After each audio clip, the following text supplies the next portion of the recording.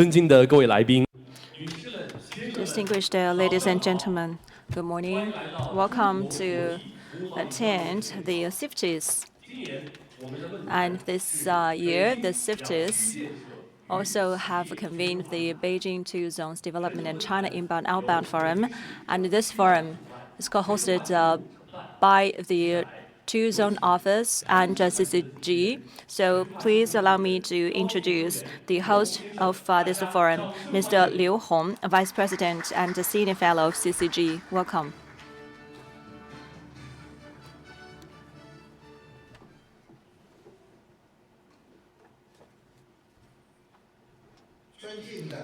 Distinguished Director General Piao Xuedong, the Director General of Beijing Municipal Commerce Bureau, esteemed former Vice Minister Jiang Yaoping, esteemed Mr. Siddharth Chatterjee, esteemed President Zhao Zhongxiu, distinguished President of CCG, and a former counselor to the State Council of China, Mr. Wang Huiyao. Distinguished guests, ladies and gentlemen, good morning. I'm very happy and honored to welcome you to attend this forum in this morning. And this is the 11th China Inbound-outbound Forum. Very happily and honored that for 5 consecutive years together, joining hands with Beijing Municipal Government and the Commercial Bureau of Beijing Municipality to convene the Beijing Two Zone Development Forum. So very happy. Together with us, we have invited the guests that I have introduced before. And we're very looking forward to listening to the excellent speeches made by our guests. So this morning's introduction will be very brief. And with that, I'd like to invite Director General of Beijing Municipal Commerce Bureau, Mr. Piao Xuedong, to deliver the opening speech.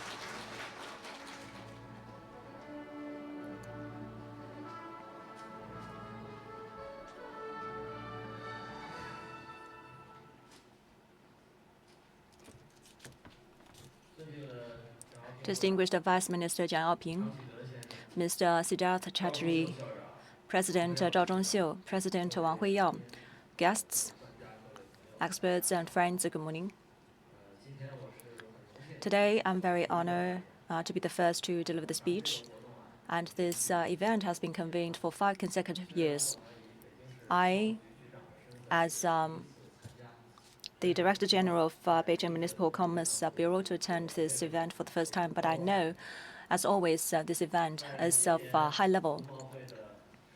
In the opening ceremony and the summit of CIFTIS, President Xi Jinping again sent the congratulatory letter to the conference, and a lot of leaders of the State Council made the presence to the ceremony, and also Executive Vice Chairman Jin Xuexiang also made the presence to the opening ceremony.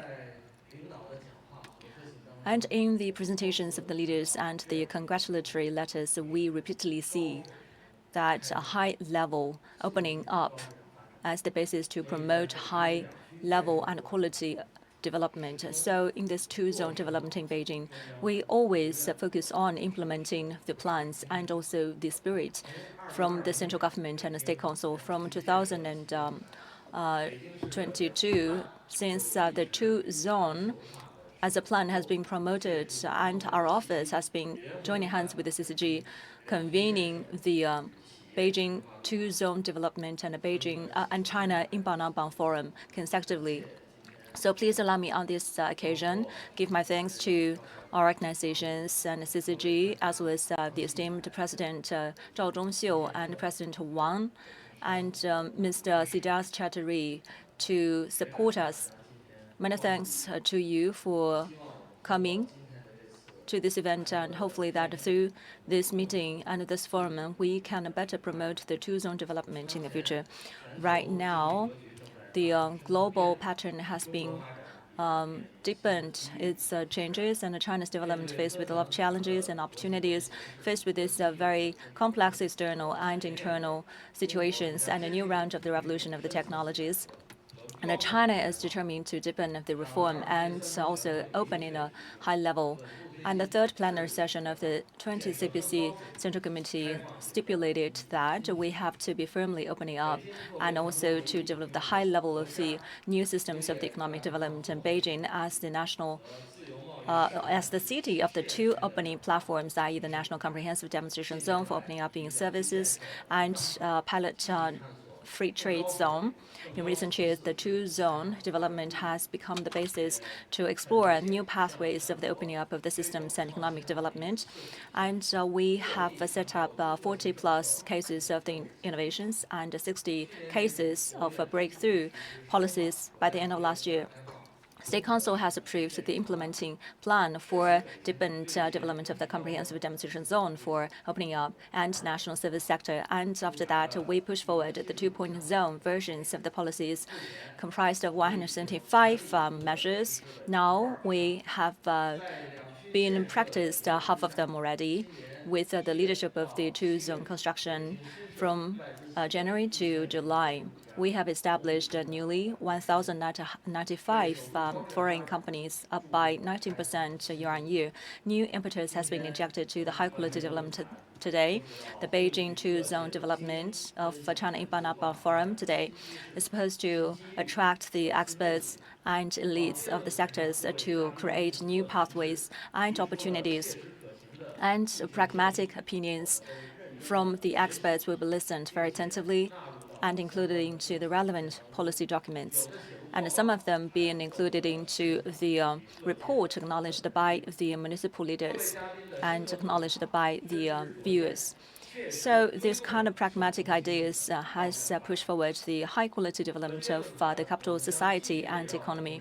So this round of the forum will be around the development of the two-zone, the facilitation of the trade, low-carbon development, digital economy, and so on and so forth, and set up the platforms for the communication between the different stakeholders, including the government, enterprises, and so on and so forth. So hopefully that you can be frank in delivering your ideas and to join hands and contributing to high-level opening up of the two-zone and the globalized development of the enterprises.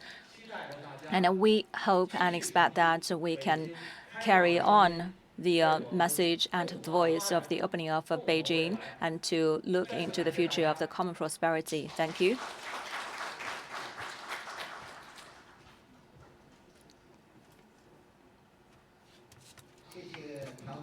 Thank you, Director General Piao. With that, we'd like to invite Minister Jiang, Vice Minister Jiang, to deliver the keynote speech.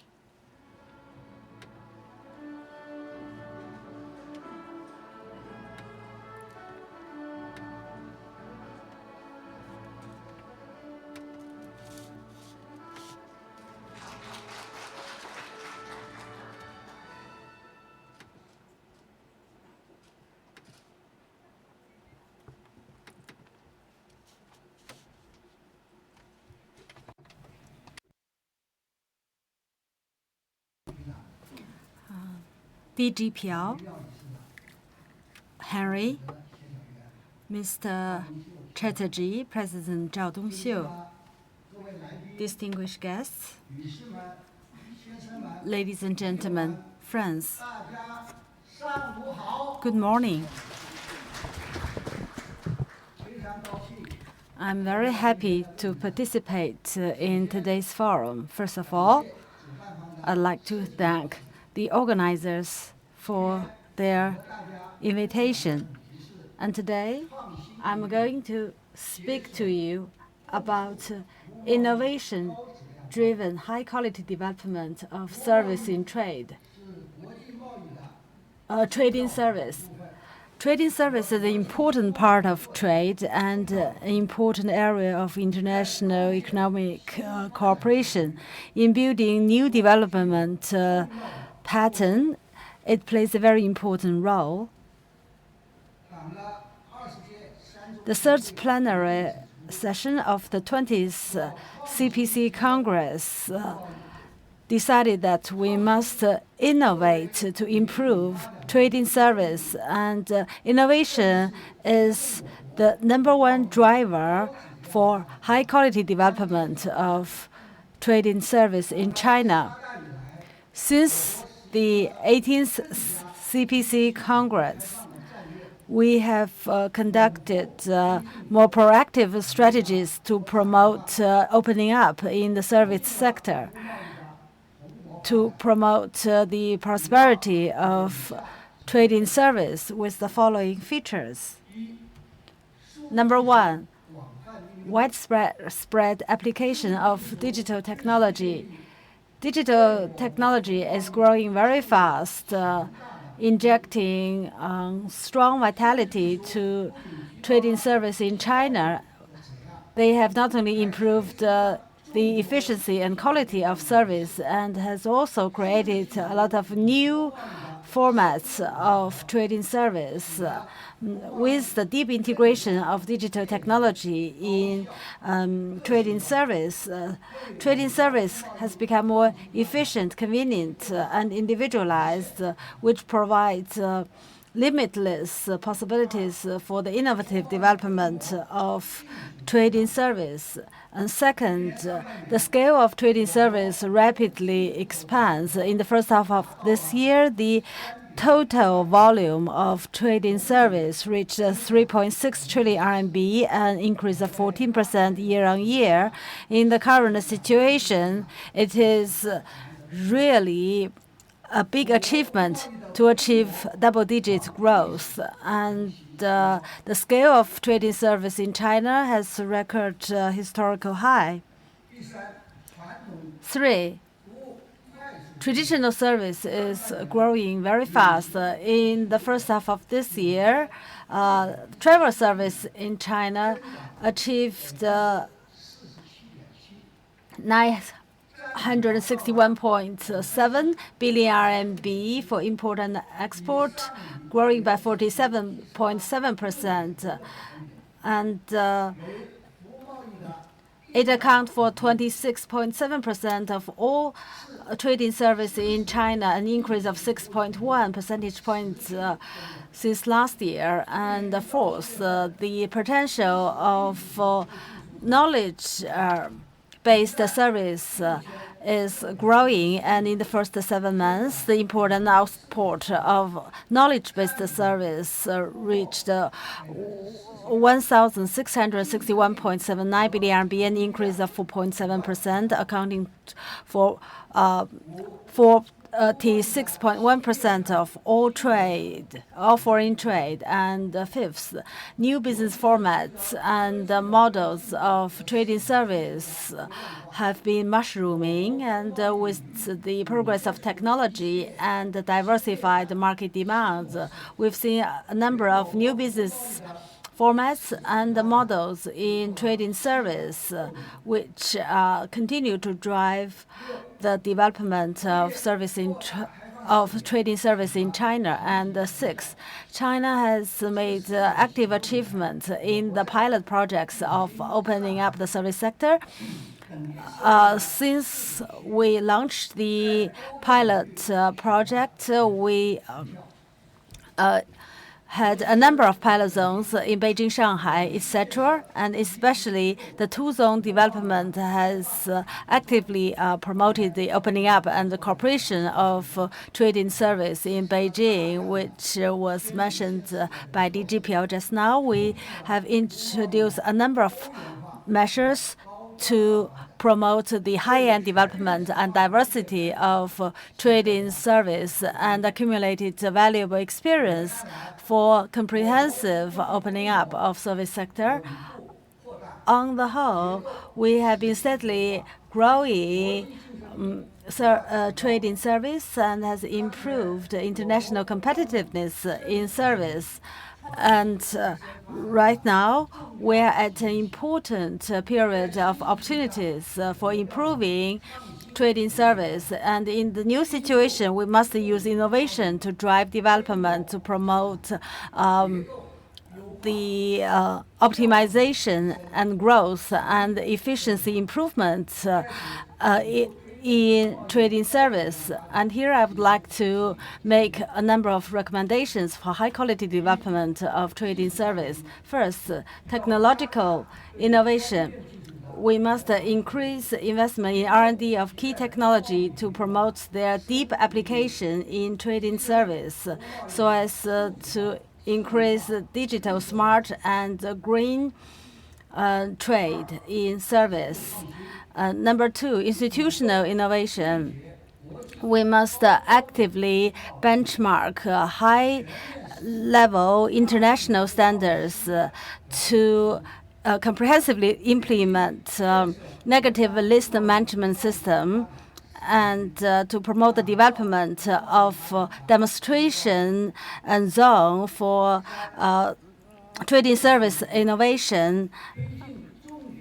And three, innovation in service to promote innovative development in key areas in order to encourage export and import of high-quality service, and to promote integrated development of trading goods and in services, and develop green technology and green trading service.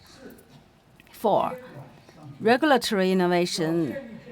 We must establish and improve regulatory system for trading service to strengthen all process regulation supervision, and to promote regional trading service high-quality coordinated development. Fifth, cross-border innovation in flow of factors and resources, and especially to strengthen management of cross-border flow of talents, and to promote efficient, convenient, and secure flow of data, and to optimize technology commercialization system, and to create a good environment. Sixth, innovation international cooperation, to strengthen cooperation with international trade partners, and to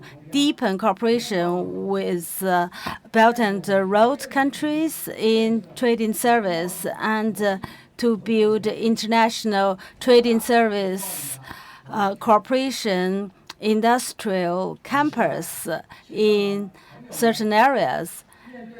Ladies and gentlemen, friends, now we are facing unprecedented changes in 100 years. Let's join hands to drive innovation so as to promote high-quality development of trading service, and to build open and inclusive and mutually beneficial trading service system to a higher level in order to further promote global economic development. And I wish this forum a great success. Thank you. Thank you, Minister Jiang, for a very high-level presentation. Our next speaker is Mr. Chatterjee, the UN Resident Coordinator in China. Resident Coordinator. Thank you so much, sir.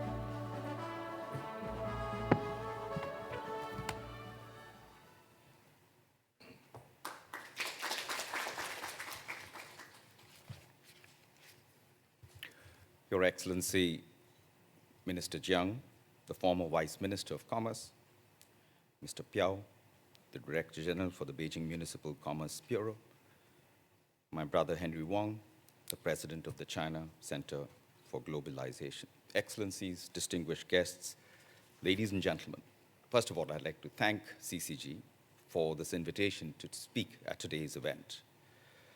Trade, and more specifically trade and services, offers immense potential to catalyze economic growth, create jobs, and promote sustainable development.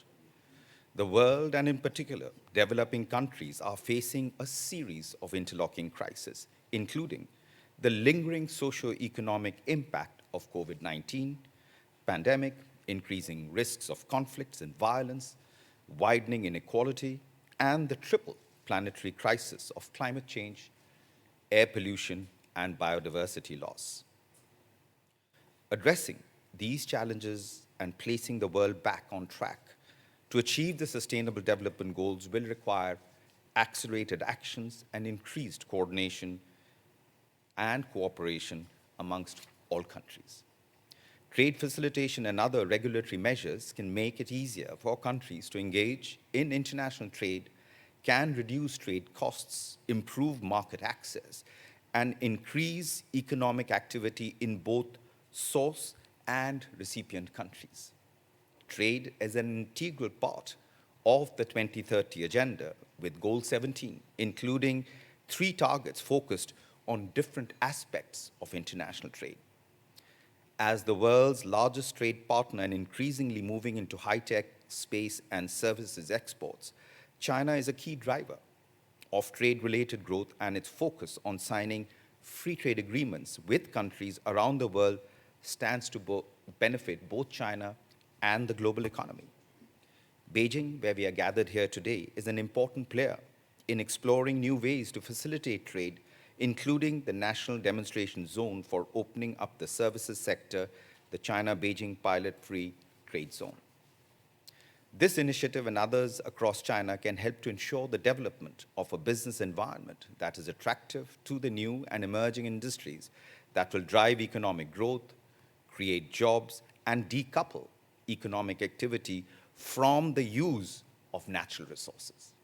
However, while trade can be a source of economic growth for an economy, at the macro level, at the micro level, it creates both winners and losers.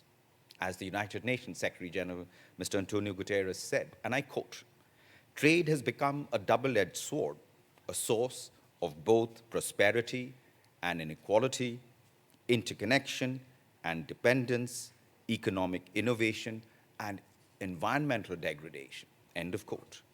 Recognizing our current reality does not mean we should be content with the status quo. Policy solutions exist that can address many of the challenges in international trade presents. Job-retaining programs can help workers find new jobs in sectors that have arisen from international trade, while a focus on the green economy and renewable energy can support a cleaner, healthier, more sustainable economy that reduces greenhouse gas emissions and inequality. Excellencies, ladies and gentlemen, we cannot discuss trade and services without discussing the most prominent trends within the sector: digitalization and technological innovation. From e-commerce to fintech, from telemedicine to remote education, we can see how digital technologies connect people and provide them with access to economic opportunities, educational programs, and healthcare. Through online education, a student in Africa today can take a class in China, and a student in Vietnam can take a class in the United Kingdom, all without leaving their homes. At the same time, these new technologies and services underline the importance of internet access and the necessity of closing the digital divide. Ladies and gentlemen, approximately 2.9 billion people across the world do not have access to the internet. These individuals cannot access many of the new opportunities that are rapidly emerging due to our increased digitalization. It also means that companies in these sectors have a potential market equal to more than 1/3 of the global population that they cannot reach. Closing the digital divide will reduce inequality and poverty, increase employment opportunities, and lead to higher levels of well-being, but it can also open up new economic opportunities and markets for companies operating in the digital space. The upcoming Summit of the Future at the United Nations headquarters in New York, which will take place this month, is a key moment where the international community has the opportunity to come together to consider and reconsider multilateral systems and take steps to make it fit for purpose for the challenges we currently face. This includes considering reforms of the international financial architecture to allow it to better respond to the needs of developing countries, as well as work stream on science, technology, innovation, digitalization, with a strong focus on artificial intelligence. A global digital compact is currently being negotiated and is expected to be one of the key outcomes of the summit. As we look into the future, we must continue to align the service economy with environmental, social, and corporate governance considerations, prioritizing environmentally sustainable services, which also promote economic growth. International trade, by definition, requires the participation of multiple countries. and we must come together to address our common challenges. The United Nations in China will continue to be an advocate for international cooperation and sustainable development and will continue to engage with a diverse set of stakeholders to develop more resilient, equitable, and environmentally sustainable service sector.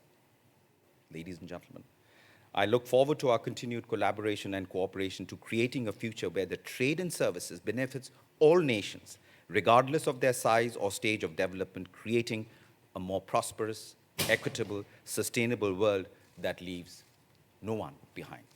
Thank you very much. 谢谢.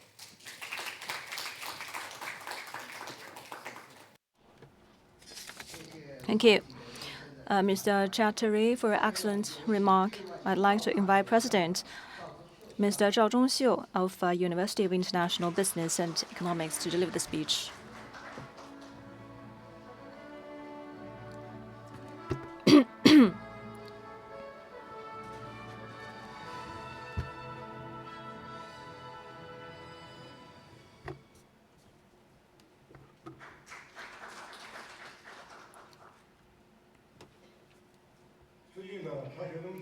Esteemed Director General Piao, Excellency Chattery, ladies and gentlemen, dear guests, good morning. I'm very honored to be invited to attend today's forum, and I'd like to take this opportunity to talk about something very big: how to join hands to promote the Global South modernization. So this topic looks kind of irrelevant to the themes of today's forum, but actually, deep down, there's a lot of connections between the two topics. And Beijing is the platforms comprised of the two zones, and also it is highly opening up. The UIBE, my university, with the support of the municipal government of Beijing, pay full attention to the opening up maneuver of Beijing. And for 2 consecutive years, we have issued the report of the opening up of Beijing, which has been highly acknowledged by the society and which has been recommended by the Academy of Science and Social Sciences as the top 1 prize for the blue paper, and that is the achievements of the opening up. And previously just convened and concluded the FOCAC. President Xi Jinping made very important speech in the opening session. And he has mentioned that the pathway of the modernization shall leave no one behind. No single country shall be left behind, which has been highly acknowledged by the guests at present and supported and responded very positively back then. So the modernization with the Chinese characteristics demonstrated the role model to the Global South, and the significance of this role model, I believe, shall be fully demonstrated with our research. I'd like to share some findings of our research to you.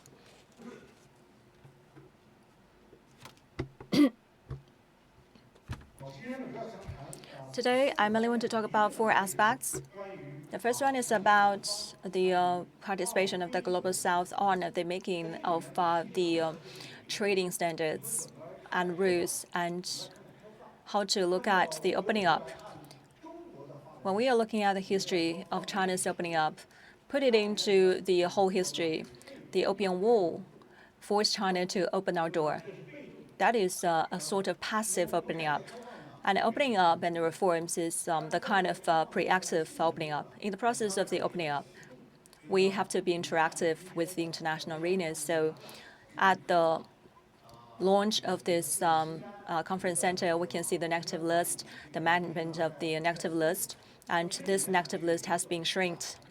There is a process of the bargaining back and forth. So this kind of opening up, is it forced to be open, or the door forced to be open, or we choose to be proactively open up? Right now, it is the latter one that we are in as the position. This is a new stage of opening up. To the Global South developing countries, they faced with the same situations, whether the opening up is forced or not. In history, there is some stage where the international rules and regulations are unfair, forcing the countries to be open, and that is kind of bullying. But I don't think that is the right way to be opening up. The third plenary session of the 20th CPC Congress made it very clear that opening up shall be with Chinese characteristics, and which is the symbol of China's opening up. That is also the findings of the exploration over the past 70 years of the development. So how to open? From the Global South perspective, right now, the developing countries at the Global South are the major participants of the international organization's rules.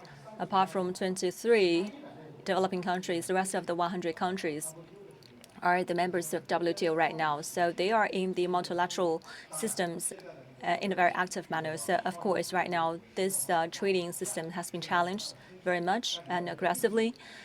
But in nature, it is the rule and the basis for opening up and a trade between the different countries over the past 70 years. So the developing countries, especially the emerging economies, gradually understand the economic trade systems and rules shall be the basis and guarantee for the participation of the international players to be engaged with international trade. So the multilateral systems of the trade shall be honored. And the regional trading systems number is more than 300. And around the world, the rate of the participation of the international countries is 60%. Part of the developing countries, yes, they have rectified part of these numbers of the international trading systems. And China by ourselves also engaged very actively within developing countries, sign the free trade agreement and a bilateral trading agreement and treaties by the end of June this year. China has signed 22 free trade agreements involving 29 countries and regions, including 20 Global South countries, to further promote opening up by signing this free trade agreement. We have been encountered with a lot of difficulties, especially the recognition and awareness of the Global South shall be improved as well, considering that they have some concerns of the opening up within their countries. And so President Xi Jinping, in the opening session of FOCAC, have made it very clear that we will give the unilateral benefit opening up to these developing countries unilaterally and giving the free tariff benefit to these countries about South. And that is our attitude of opening up. Take Cambodia as an example. The process of the economic development is full of bumps to this country. Now they're opening up and they're developing in a new stage. In this country, in terms of the size of the economy and the labor market, highly complementary with China. For 12 consecutive years, China is #1 trading partner to Cambodia. And that is something that we have seen as an evidence. The time is limited, so I will not dwell upon the details. So the Global South trade and investment has become more and more diverse, influenced by a lot of factors, including the level of the development, the geographical locations, and the elements of the resources. And they're participating into the international rules and systems, which would exert positive influences to the international trade. The African continent, the intra-African trade right now, demonstrates very vigorous momentum in a very fast manner. From 2019, 14.15% all the way to 17% in 2023, up by 20% year on year. And for China, for 15 consecutive years, we maintained as top 1 trading partner of African continent. So the environment of development is very stable in the future. We can have a very high expectation on the future potential. And we can deeply promote the trade and economic development in the future. And the Global South trade and investment situation are as follows. In the past several years, the FDIs are very prominent in the developing countries. Last year, developed countries, FDI flowing volume is 300-something billion, down by 37%. Developing countries' foreign trade FDI down by 7%. In terms of the size, actually, that is 800 billion USD, accounting for 65% of the world total. So the host countries, or the source countries of the FDI actually has been gradually replaced by the developing countries versus developed countries already. So for China's opening up and for the two-way trade cooperation, this is a very good picture. And the enlightenments. We have to make use of the multilateral and bilateral free trade agreement to promote the foreign trade and economic development engagement. And this is the commitment that we joined hands with the other countries to participate into the rulemaking of the international trade and economic development. We would not be forced to accept the rules. And through opening up and reform, we can effectively use the two markets and two resources, both domestically and internationally, and draw upon the experiences and lessons in the past, and further enhance the integration of the economy in the future. So these are the rules. And second, looking at the convergence of the international countries, especially the developing countries, into the global value chains, the supply chain, value chain, and industrial chain. These are the three chains that I'm alluding to. The resilience and the autonomies has been fully enhanced to another level for the Global South. In 2008, before the financial tsunami, the participation of the Global South to the value chain globally is 17%. After 2016, although the globalization has been slowed down, but part of the Global South, like Myanmar, Cambodia, and Bangladesh, still witness unprecedented historical high growth. And so they're left behind, but now the globalization that we face is evolved, and so the fast growth of the globalization has been turned down to another orbit and a normalized orbit. That is so-called counter-globalization, featuring the trade conflicts between China and U.S. Actually, the 2008 already become the line that we have to draw before and after. Looking at the different pictures of globalization, the structures of globalization has been fundamentally changed. As we all know that the Global South, through participating to the international value chains by exerting the low-value productivity, along this chain, they have to be upgraded so as to avoid the being locked into the low level and the low end of the industrial chain or value chain. So the FDI or foreign capital could not be deemed as constantly stable in the international arrangement of the productivities and the factors. This is the picture not coming out of sudden right now. Actually, that has been developed for decades. And be the patterns of the trade or the patterns of the changes that had been already appearing decades ago. From the other angle, the basic logic of globalization, although it has been challenged and shocked, but yet to be changed fundamentally. So you cannot isolate yourself for long. The Global South countries' participation in global value chain, because they have strong domestic supply chain, so internal factors are the main drivers of growth. They can use import to promote export and to participate in the production network of big country in the region is very important. So how do we view import and export? At the early stage, developing countries are usually export-driven, and they don't think import as important. But now we should understand that import is used to better integrate into global economy and to promote export. So there are things that we have learned. First, our foreign trade policies should be flexible and should not be affected by external fluctuations, which means that development and security must be coordinated. And we must maintain long-term political stability and social harmony to create a good business environment to increase the confidence of international community. That is very important for developing countries. They must be able to maintain confidence and also to maintain policy continuation and to provide clear predictability for investors.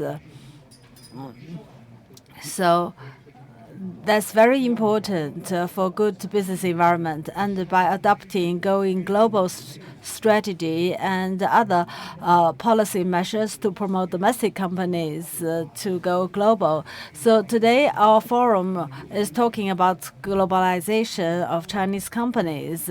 I've learned from friends from Global South that going global is now becoming a big driver. In China, if you don't go global, you go under because it is highly competitive in the Chinese market. So China and the Global South countries are playing a very important role in building a more inclusive value chain. Asia is a center in global trade. We have Asia, US, and Europe. And Asia is represented by China, which has replaced Japan in promoting global market competition by providing intermediary products. If we look at the economic and trade relationship between China and Vietnam, we see that China exports a lot of intermediate products to Vietnam, which used to import intermediate products from Korea and Japan. By providing production factors and by opening up markets, China has promoted diversity of global production and trade to help Global South countries to integrate into global value chain. So we see that there is a mutual promotion relationship in the global value chain, and there is more integrated or interdependence in economic relationship. If we look at China and the United States, on the surface there seems to be decoupling, but deep down, if we look at the production network, the interdependence is even greater. For Global South countries, from the very beginning, they should adopt green and low carbon policy, and China has offered some experience. About 10 years ago, when we talk about responding to climate change, we felt a lot of pressure because we need to change the energy mix and to adopt clean production. But today, if we look at it, they are our competitive strengths. And Europe and the United States are now actually imposing tariffs on Chinese green products, which is violating fair trade rules. So responding to global climate change is a global challenge, and green development means pressure, but it also means a catalyst or stimulant For Global South countries, they face challenges in policies, laws and regulations, in policy and legal enforcement, and technologies, and financial resources, and market mechanism, and cultures, and public awareness, etc., in pursuing green development. So policy coordination and multilateral cooperation are very important, and innovation and green financial development and public education and social participation are also very important. And in the process of modernization of Global South, green development must be given a lot of prominence. So in opening up, China will deepen its reform and build a new economic mechanism with higher level of opening up. So reform, opening up, and internationalization will have to promote complementarity in resources and the factors between China and the rest of the world, and with industrial upgrading and stable policy environment, the transparent and predictable policies, we can stabilize markets expectations, and we also need competition mechanism with a lot of participation, and we should well address relationship between the central government and local government so as to motivate the local government while we maintain leadership by the central government. I think the two-zone development of Beijing is a good example of it, but for a lot of developing countries, central government level stability is a challenge, and also development of infrastructure such as transportation networks, such as high-speed train and airline industry and domestic market are the strengths of China, and we should reduce tariff and promote technology innovation and introduce new technologies and to do more design and branding.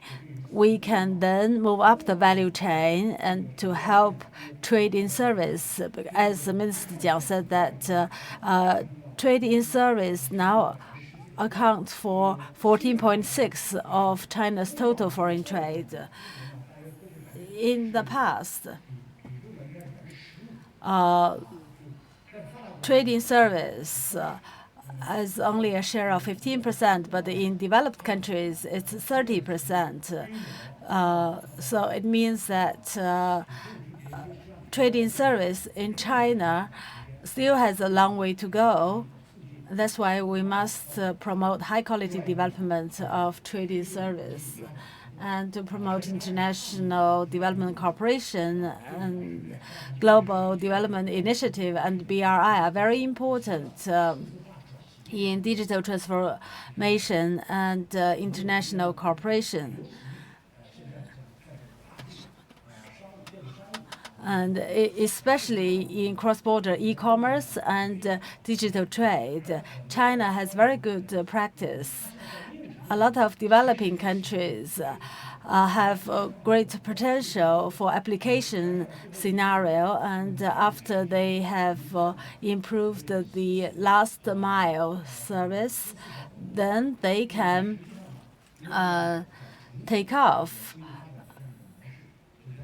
So in this area, we should strengthen cooperation, and especially in the development of trade in service, we must promote facilitation and then liberalization. Although we face a lot of challenges now, perhaps in the future in digital trade, there will also be challenges. We will face pressure from other countries in the name of national security, so that we can produce rules to fight with rules imposed by other countries. I think that is a very important strategy for us in international competition. We must be familiar with rules, take advantage of rules, and reform unreasonable rules so as to promote world economic growth. And two zones development in China is an example of China's economic opening up. So the two-zone development has a special role to play. I'll stop here. Thank you very much, President Zhao, for your very comprehensive and detailed presentation. Our next speaker is Dr. Harry Wang, President of CCG.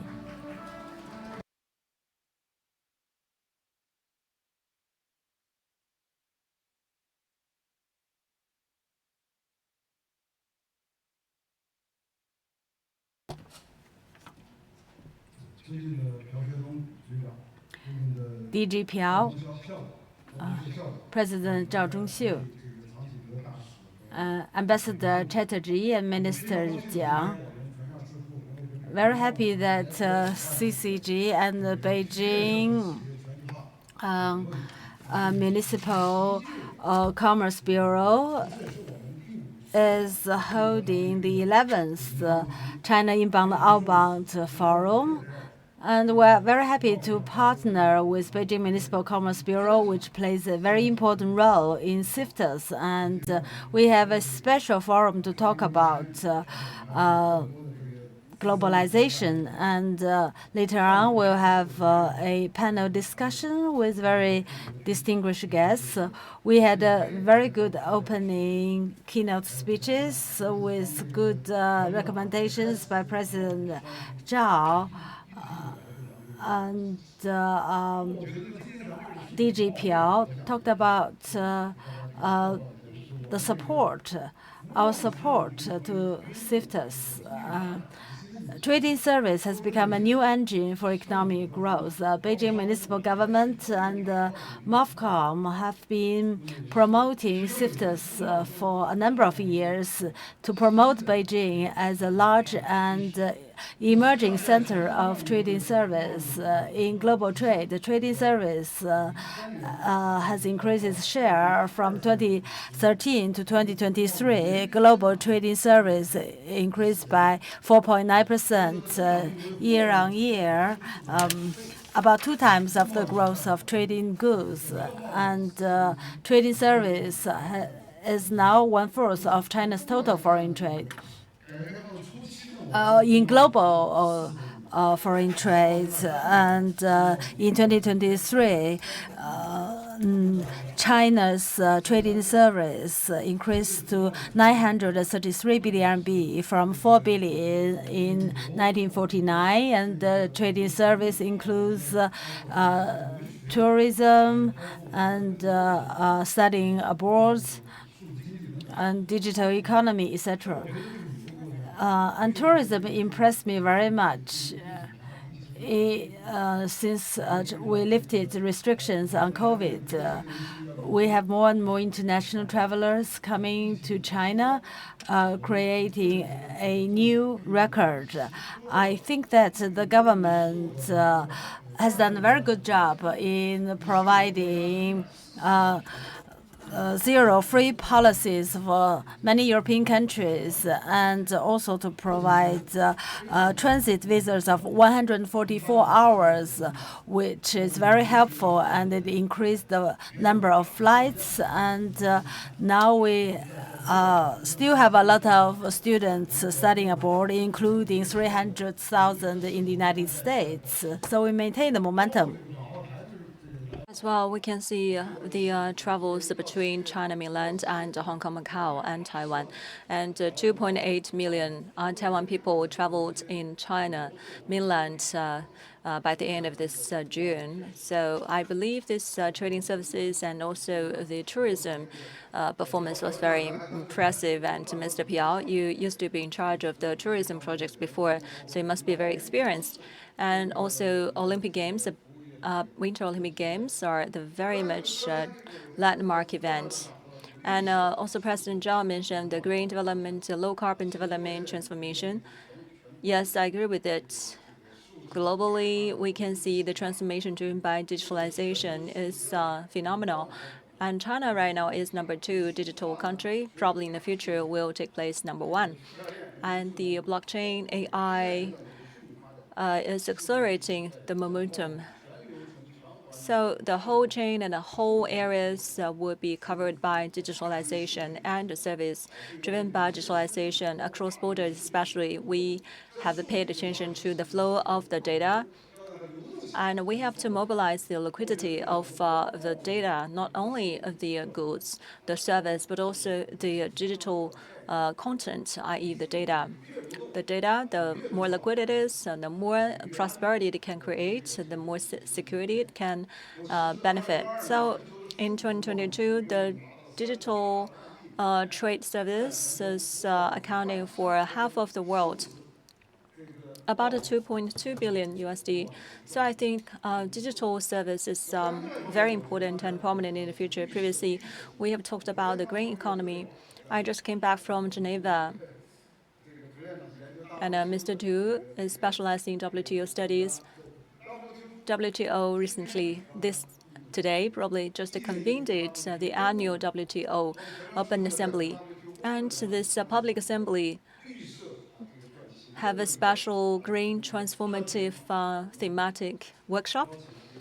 It has invited the former minister, vice minister, and the Yi Xiaozhen, and also Adam Paulson, the president, and also the Kenya's Minister of Trade, and another expert of Latin America think tank. In the workshop, we were talking about the future of the green development and the green economy. First of all, the green trade, including the clean energies, is one side of the story. China must generate more momentum towards that direction. And we're very hardworking, very diligent. We have big size of the market, and we have beautiful skies and green mountains, the EVs and the batteries, the PV and hydropower, wind power, and all of this renewable energies account for 50% and plus. To realize the carbon peaking and the carbon neutrality, that kind of accomplishment was phenomenal. Is phenomenal, and I have heard a lot of ideas and opinions and acknowledgement on that direction. At the same time, we have heard some concerns regarding the overcapacity brought by EV. We don't have to worry about that. According to the IEA's estimate, we need more energies. But now the demand for the EV is only 1/4 of the demand from the Paris Agreement, and actually that is a way behind of the schedule of the EVs and AVs, or the new energies development. So we must generate more momentum in new energies development. So this year's forum is so good. It has been 5th time. And we have a lot of enterprises and cross-national companies and the leaders from the government. So CIFTIS is a very good platform to demonstrate China's charisma.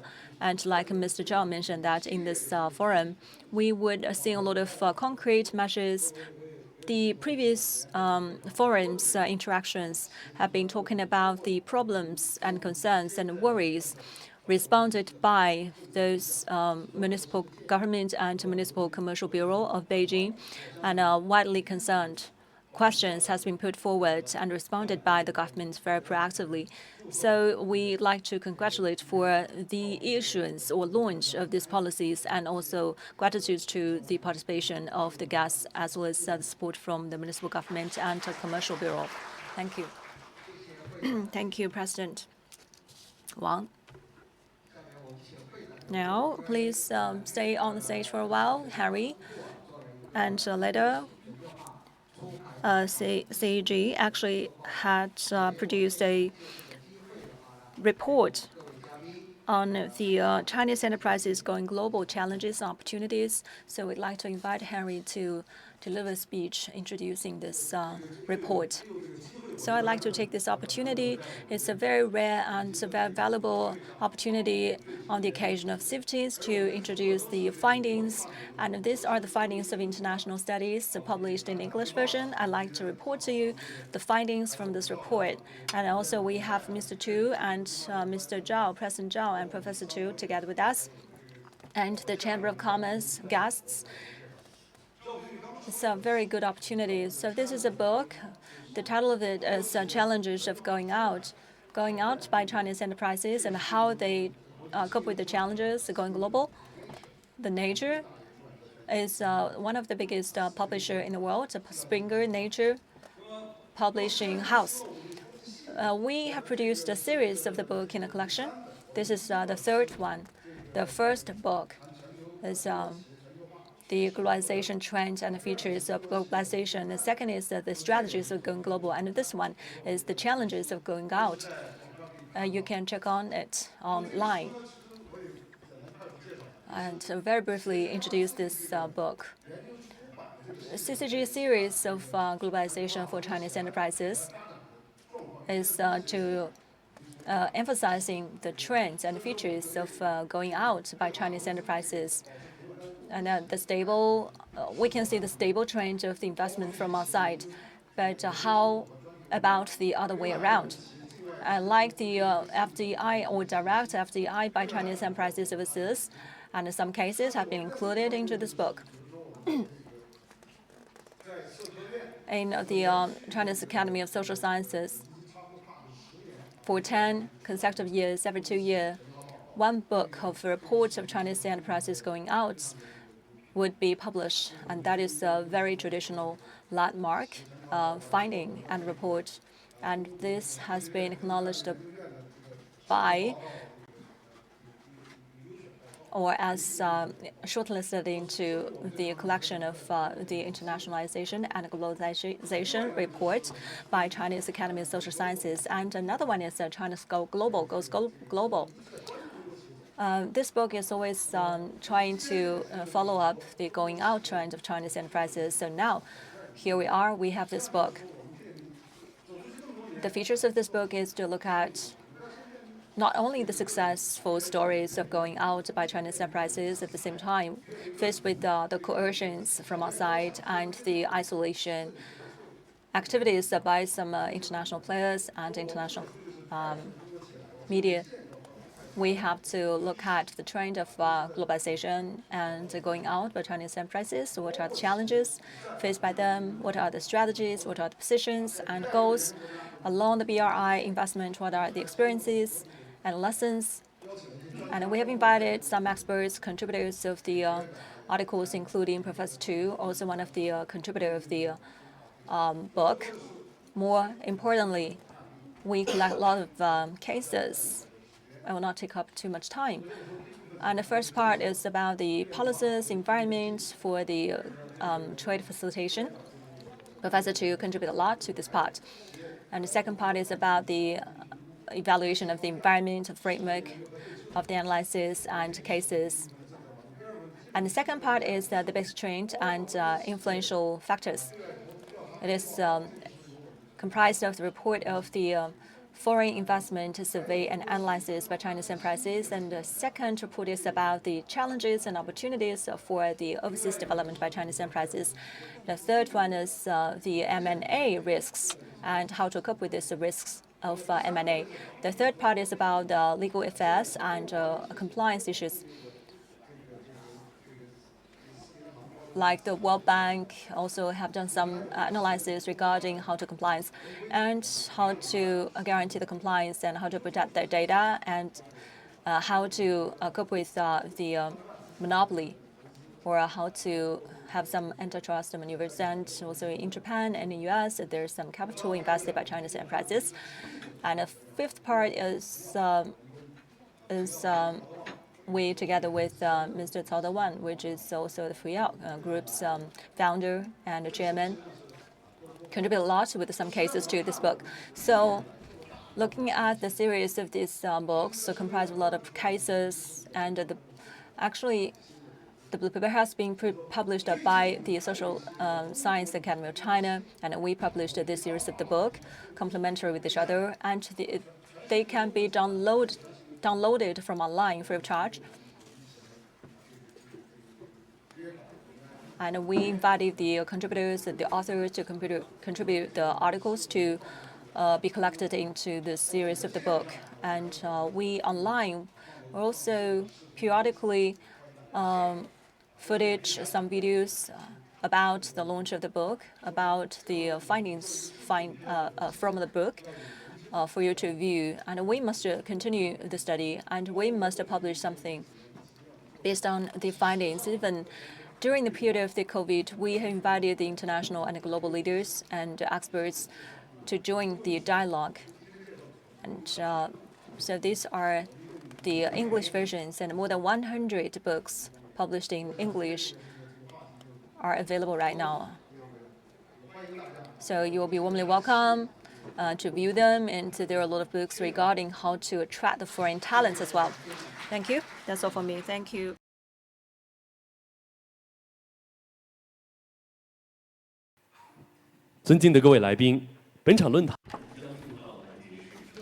Distinguished guests, we are going to move into the policy dialogue. Before that, we'd like to invite Mr. Guo Wenjie, the DDG of the Two Zone office from Beijing Municipal Government, to deliver some speech.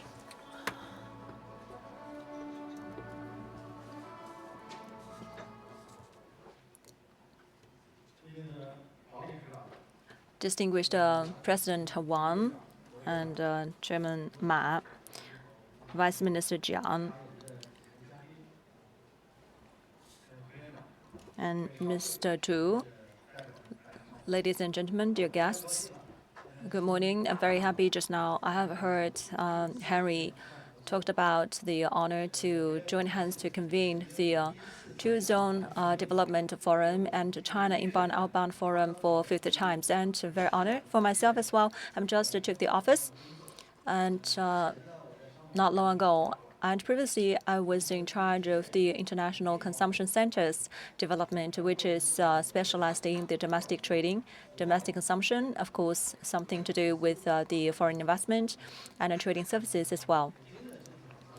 Beijing, on the whole, its development, especially the trading services in Beijing, is relatively higher than the level of the in this country. So that is why the honor has been given to Beijing to host the CIFTIS every year. CIFTIS, or the trading services, account for 14.6% in the country, and Beijing is 20 to 25%. Now the number is about 22 to 23%.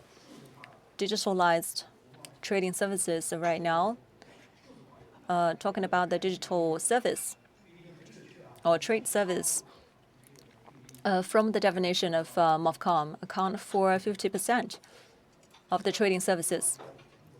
So the ratio is relatively higher than the average of this country. So I'm very happy standing here together with the CCG to convene this high-level forum. Very happy to have this opportunity to report to all of you about the current status of the Two Zone development. And I'd like to convey the gratitude to the guests from CCG as well as the guests from the Chamber of Commerce. And the previous keynote speakers have mentioned that globally we have seen a very complex situation. Opportunities and challenges are roaming around at the same time. But development is still the topic and the theme, and China is always insisting on the opening up, providing more opportunities for the opening up. The just concluded third plenary session of the 20th CPC Central Committee have deployed the overall arrangement of the opening up to engage with the high quality and high-level trading rules of the international arena, to issue the policies in relevant areas, including the industrial subsidies and protection of the IP rights, environmental protection, and so on and so forth. Beijing recently has been deemed as the very important player for the Two Zone development. And that is the process of the opening up and scaling up the findings of the opening up. And we have to attract the foreign capital by opening up, especially the opening up for the labor market. This proposal is rarely rarely seen, but has been mainly done before. And we can see the future direction of the opening up is very clear, and we can feel that in recent years, across the whole country, the opening up pace has been accelerated. For example, the free trade zone. Right now, there are 22 of them in China, the FTA agreement. Altogether 22, so the number is the same. And Beijing is the only one a city with 2 zones honor. And so talking about the zone, there are a lot of zones in Beijing. We have a Zhongguan zone, demonstration zone for innovations, and we also have a comprehensive bond zone. We also have the national level economic and technological development zone. So talking about this so-called 2 zone, that is for the comprehensive demonstration zone for service opening up and the pilot free trade zone. Recently, we are also aligned with the CPTPP and DAPA, international rules of the trading, insist on opening up and scaling up the parks opening up and industrial opening up, and at the high level, at all areas, so with a high quality, more effectively continue the sustainable and secure development. So that with a high level opening up, we can promote a high level development, high quality development. And 2 zone development is a key part in it. More than 6,000 foreign companies have come to China once we started the 2 zone initiative. And in 2023, foreign invested companies of a certain scale had a revenue of 6.2 trillion RMB. With a growth rate higher than the average growth rate of Chinese companies by 8.6 percentage points. So foreign companies are doing well in China. And foreign invested companies play an important role in promoting high-quality development of Beijing. And I would like to talk about our policies and our initiatives in supporting foreign invested companies. The first is opening up and innovation policies. And in October last year, the 2 zones 2.0 plan was introduced. So we wanted Beijing to benchmark international standards to expand the opening up. In this plan, it focuses on technology, innovation, digital economy, digital medicine, etc. And it introduced 175 policy measures, and 53% of them have been implemented, which means that half of the policy measures have been implemented. And in giving more market access to foreign invested companies, Beijing is opening up in a number of sectors, such as value-added telecommunications industry. And Beijing is one of the 4 pilots in China in this sector. Because Beijing has a demonstration zone for opening up.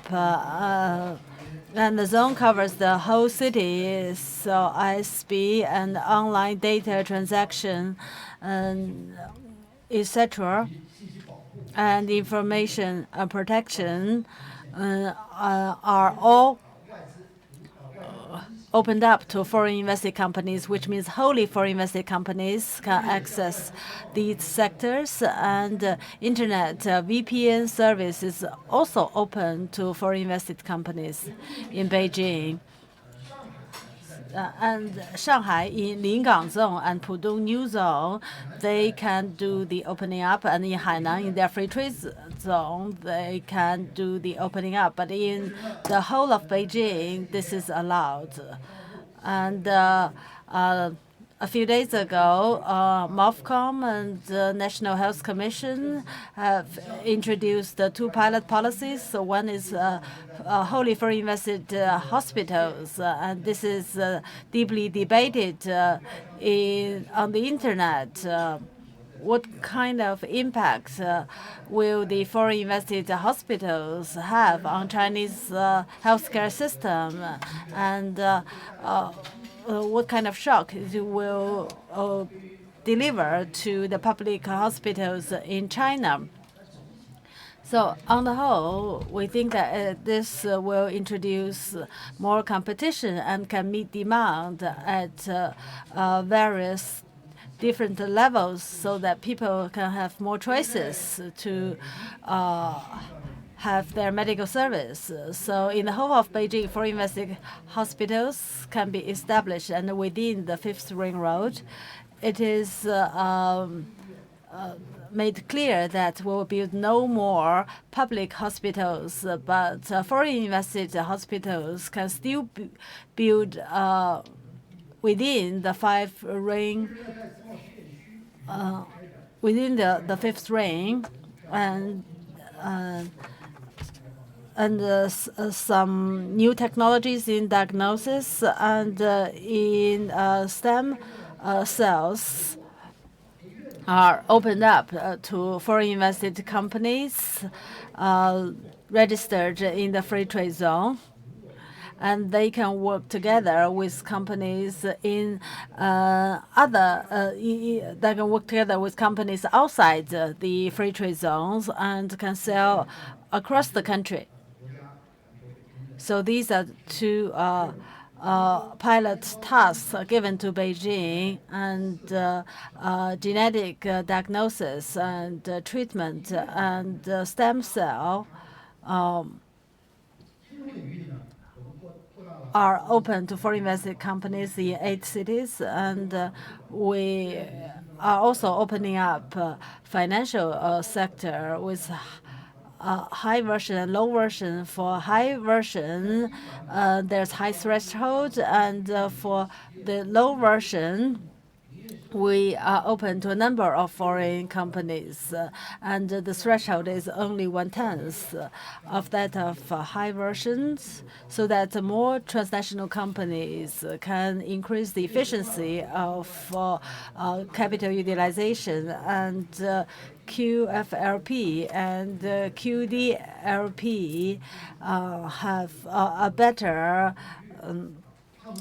payment management, and so that in the first half of this year, QFRP Beijing was given another 2 billion line, and if you have projects in this field, you can go ahead and to develop new quality productive forces. Now there's pilot projects in funding policies. You don't have to go to the central bank. You can just go to a normal bank to get a loan. And foreign debts registration has been reformed to streamline this process. And in healthcare, we focus on the medicine for rare diseases. And in Beijing, we had the first hospital for diagnosing, dedicated to diagnosing rare diseases, so that in the future, patients don't have to wait for medicine of rare diseases, but now the medicines for rare diseases are available after being imported into China. In the past, the patients often wait for several months or even a year, but now the medicine in white list can be stored in bounded area, and when hospital need those medicine, they can make application and transfer the medicine from the bounded area in about a week's time for the patients to be able to use the medicine. Now in Beijing, it is expected that 10 hospitals, the best hospitals, can join the pilot. So what kind of medicine are considered medicine for rare diseases? They go into white list. And there's another white list for hospitals that can join this pilot project for medicine for rare diseases, because after all, medicine is a special commodity. We need to see if the hospital has the capability to diagnose rare diseases. So not all hospitals are allowed in this project, but will expand in the future. So pharmaceutical companies that produce medicine for rare diseases can pay attention to this policy. And also will offer the fast track for importing medical devices for diagnosing critical diseases. And we also provide training and approval or evaluation training, etc. And in cross-border trading service, securities trading counseling is opened up to foreigners. And we have some innovative models so that commodities exempt from tariff can be put in bounded areas. So about 4,000 different items of commodities have now been included. And during the COVID period, the products in the duty-free shops and boundary area could not sell. And then we introduced a policy to make sure there is efficient circulation of those goods and products. And China is, and Beijing is the first in the country to sell imported medicines online, and some of the medicines that have not been marketed in China can be introduced into China and sold in China online in Beijing and in Zhengzhou. And we're going to increase this list, white list, for allowed medicine. And in digital economy, on August 30th, Beijing issued the first data export negative list. And on September 12th, Bayer and Samsung have applied for the white list. For cross-border digital export negative list. This is of high profile and attract a lot of attention. And the pamphlets of this policy at CIFTIS has already been distributed. And the Beijing list is different from Shanghai list and Tianjin list.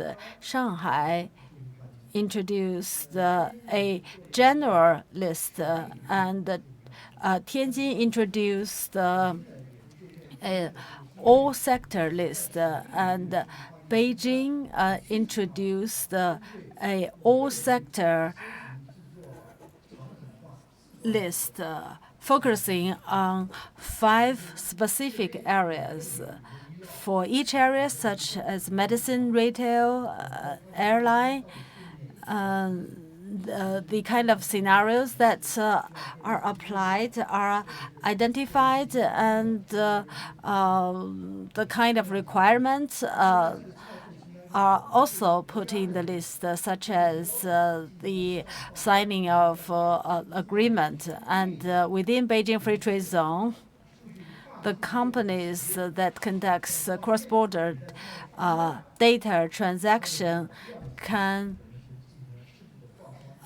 enjoy a better policy than those outside the pilot zone. And we have very specific policies for example, the healthcare.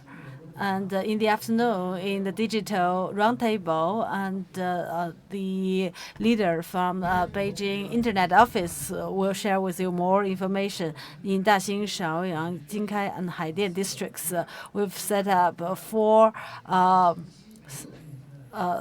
server stations which provide service for about 100 companies to do data cross-border transaction. So we do have a lot of experience, and we also set up a fast track for data export, and the security approval time has shortened by 50%, and we also set up AI training, data training center and arbitration center to promote electronic signature. And we also introduced a platform for cross-border contract signing, and we set up a digital IPR protection system so that companies' data can enjoy intellectual property rights in order to promote commercialization of data. And by end of August, 148 applications have been approved as digital intellectual property rights. And we also improved the evaluation system for transfer of data IPR. At the same time, we have completed the fast coordinated network of the IPR protection in this city. And right now, there are 7 branches of the IPR protection center in Beijing, providing the pre-review documentation for the fast protection and fast review of the IPR applications.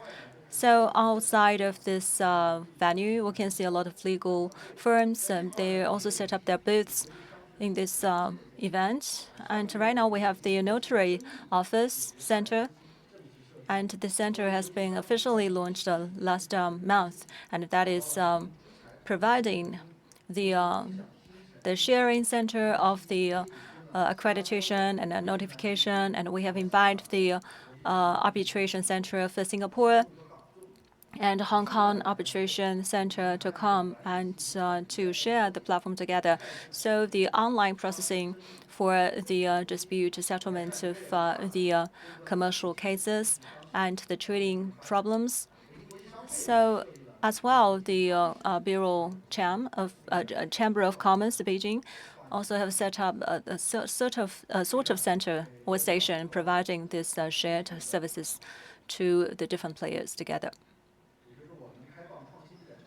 This is the policy to support opening up, and the second is the business environment with a high-quality environment for the foreign capital and foreign investment.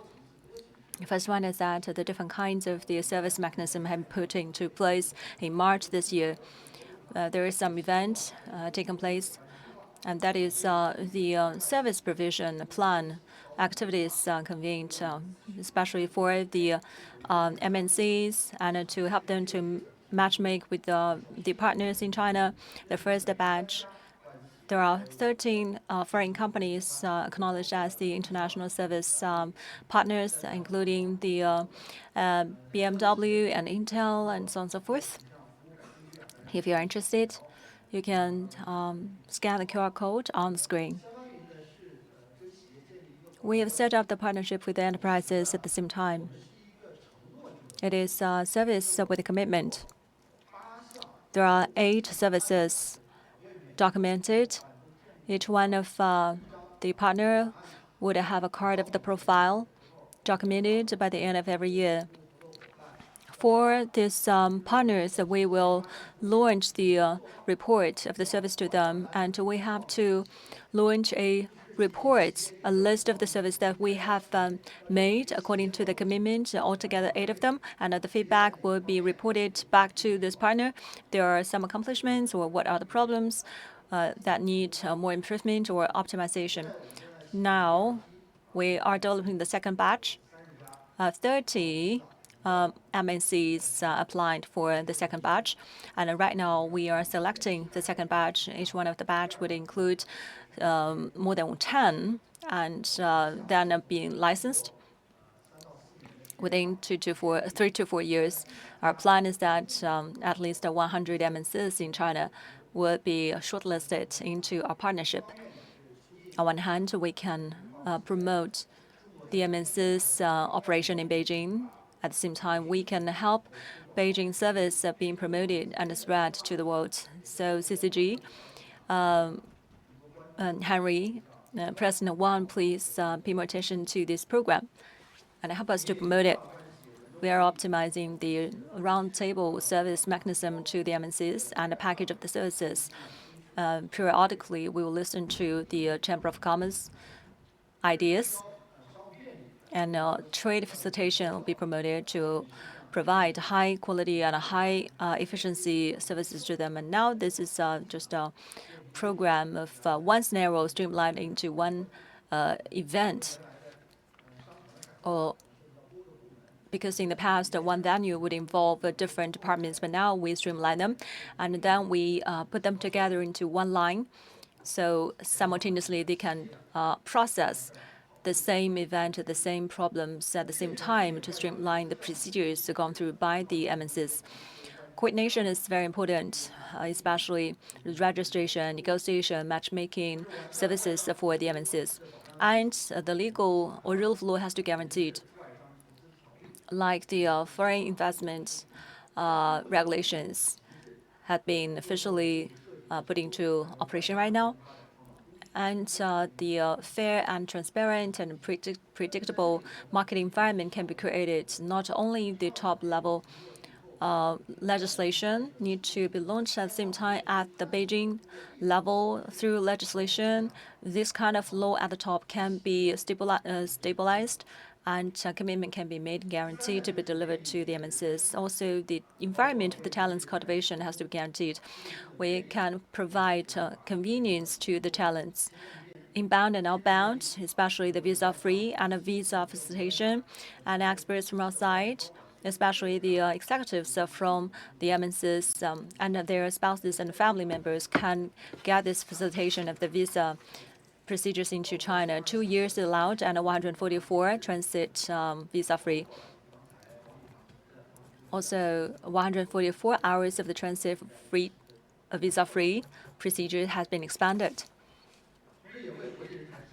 International talents can enjoy the facilitation and convenience of getting a job. There is some list, and that is the 3.0 version of the list.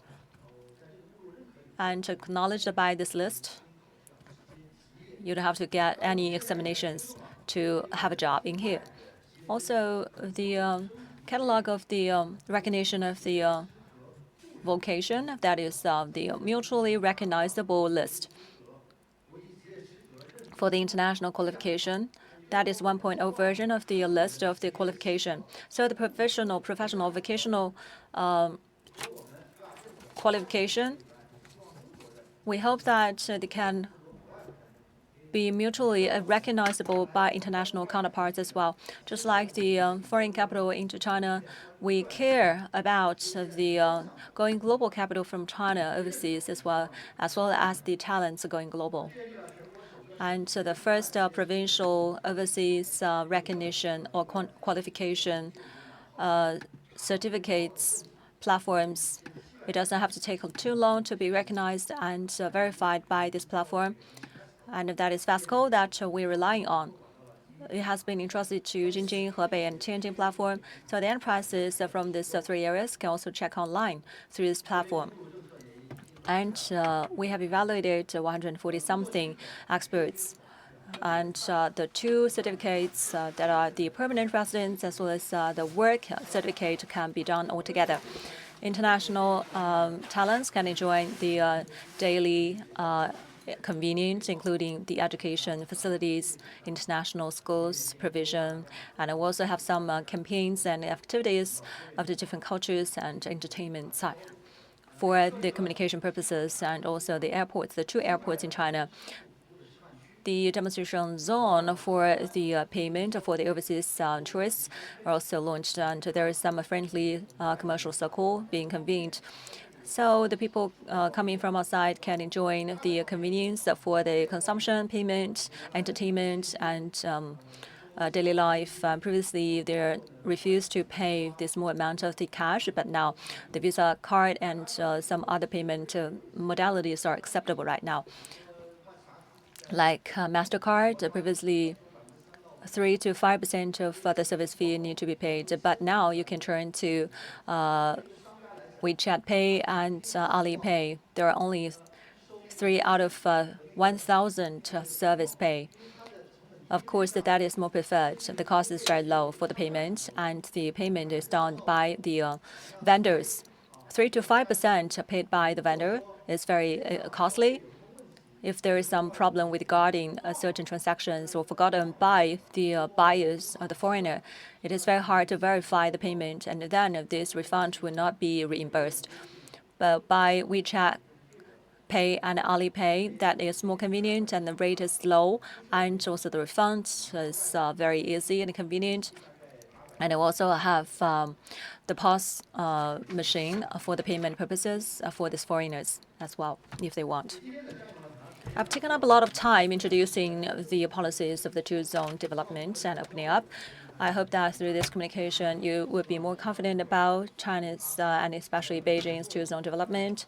The roles as well as the feedbacks from the companies would be reported back to our office, and more information will be also informed to the foreigners and the foreign capital and investors so that you can participate more actively into the development of the two-zone. I'd like to give you some good news, and the compilation of the policies of the two-zone development has been in the process right now, and a new round of the solicitation of the ideas for the policies making will be completed very soon. If you have any request for the opening up policies, you can feedback to our office, contact our focal point, and the policies finally will be translated to the materialize the benefits and innovations to the foreign MNCs. And the feedbacks and opinions from the MNCs and the people from outside will be highly valued. And I hope and sincerely hope that you can come to the service center and the two-zone office for further communication. Thank you. All right, so this panel will start. And this is the two-zone development and the China Inbound-outbound Forum in Beijing. This morning, we have experienced the opening session listening to the former Vice Minister, Mr. Jiang's speech, and Mr. Piao, the Director General of Beijing Municipal Commercial Bureau speech, and the speech made by Ambassador Siddharth Chaudhary, the UN Resident Coordinator in China, and President Zhao Zhongxiu of UIBE, which is a very good pavement for our panel. And Mr. Guo, Deputy Director of Beijing Commercial Bureau, very innovatively interpreting the policies of the two-zone development in Beijing. And we have heard a lot of ideas and feedback from the representatives from the embassies and also the MNCs as well. So I'd like to first of all introduce the panelists for this session. And our previous moderator have introduced some part. The first one, of course, is Vice President of European Union Chamber of Commerce in China, EUCCC, Mr. Massimo Bagnasco. Chief, actually leaders of the China European Council, very important. 他是中国欧盟 And he is actually the Vice Chairman of EUCCC. China and the European Union had a lot of commercial communication and coordination. So now present with us, we have the Deputy Director General of Beijing Municipal Commerce Bureau, Mr. Guo. Mr. Guo is a very young official in China's government. And the next panelist is Jin Xu, chairman of the China Association of International Trade, who used to be my old friend and colleague at the MOFCOM, and he used to be minister counselor in the Chinese embassy in UK, and was a leader of the Americas and Oceania department of MOFCOM. And the next is Liu Chijin, founder and the chief executive officer of the Pan-Pacific Group, and he got MBA in Harvard to become senior management of transnational companies in 1990s. So we're very happy to have you, Mr. Liu. And the next panelist is Lau Weikeng, president of Meichan, China. We have good relationship with Malaysia, such as no visa initiative, etc. So we're going to hear from him about ASEAN. And last but not least, Tu Xinquan, Dean of China Institute for WTO Studies of UIBE and chairholder of WTO Chairs Program. Mr. Tu is also very young and a member of the Beijing Political Consultative Conference and an expert on international trade, especially WTO. I just came back from WTO. So Mr. Tu has conducted very deep study of international trade in China. So today we're going to talk about two issues. How can two-zone development promote global trade facilitation? This is something we would like to understand. Two-zone development in Beijing is quite exemplary, but how can we do better? How can we continue to support the companies, especially foreign companies coming to China? Mr. Guo just now shared with us a lot of new policies. What else can we do to improve? Next topic is a rather big one. Yesterday, I came back from Geneva. After attending a WTO conference, I participated in Xiangshan Forum in Beijing during the day. It's a very important forum. We have participants from more than 100 countries in the world, security officials and defense officials from across the world. As security is given more priority, how can China open up even further to attract foreign investment? The third plenum said that we should use opening up to promote reform. It means that the more we open up, the more secure we are. As there are more uncertainties, it is critically important to attract foreign investment. So how can we further optimize policies, especially in trade, in service in trade? And high technology, and how can trading service promote the development in Beijing?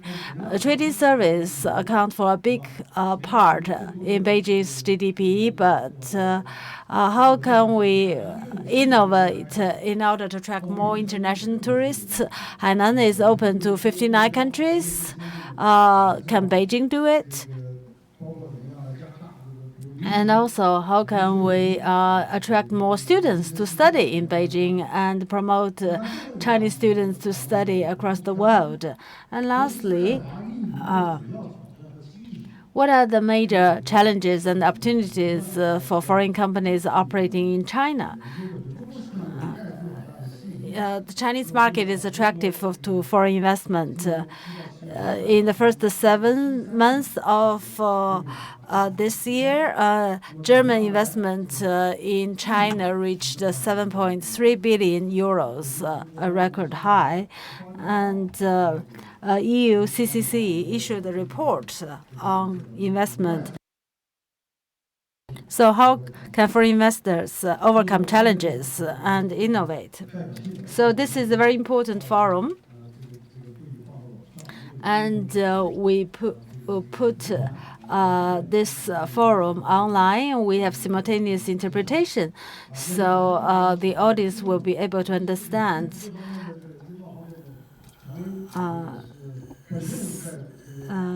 So I'll first give floor to Mr.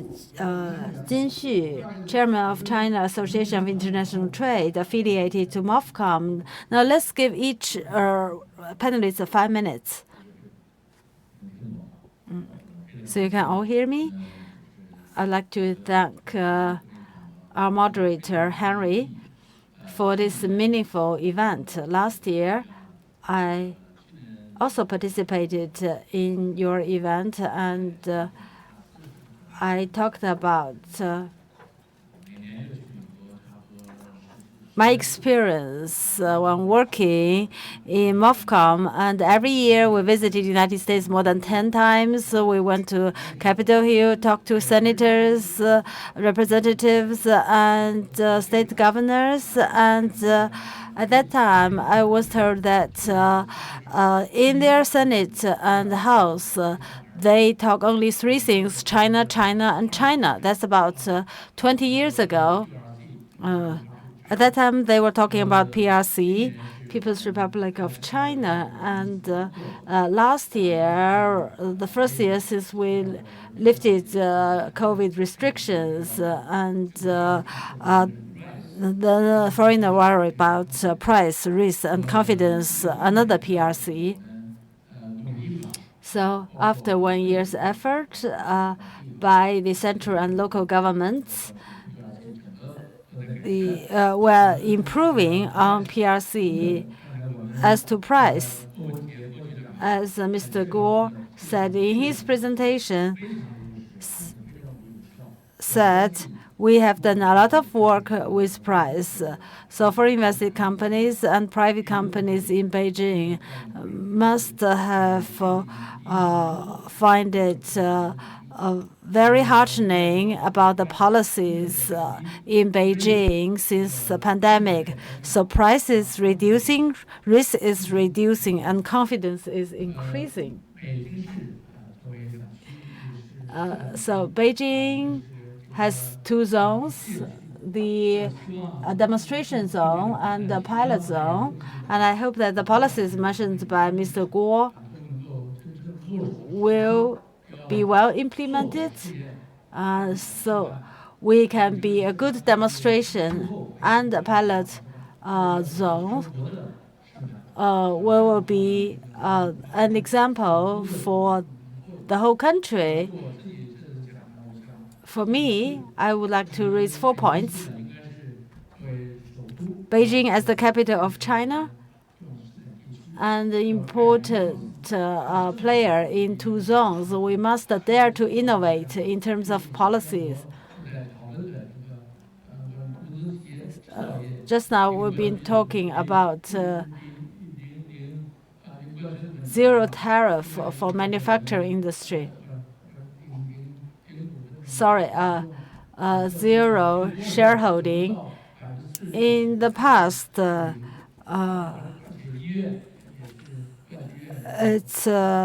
there is a cap on shareholding, but now it's lifted, and also foreign invested hospitals are allowed to come in, and that is an attempt for innovation. And we've done a lot of experiments and preparation. If we want to benchmark with advanced countries, I believe that we'll have a lot of reference points. I believe that we'll be successful with 2-zone development. And secondly, we must make good use of our resources. As capital of China, we have a lot of resources in data economy, and Beijing hosts the most number of universities in China.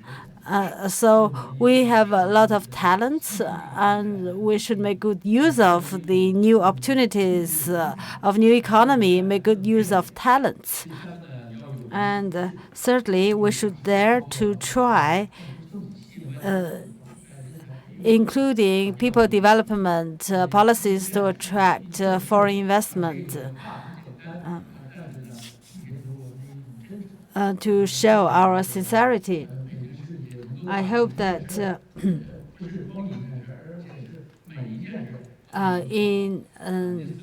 Beijing can do well in each and everything, and the fourth is to be good at improving, such as improving business environment so that foreign investing companies can really grow in Beijing and prosper.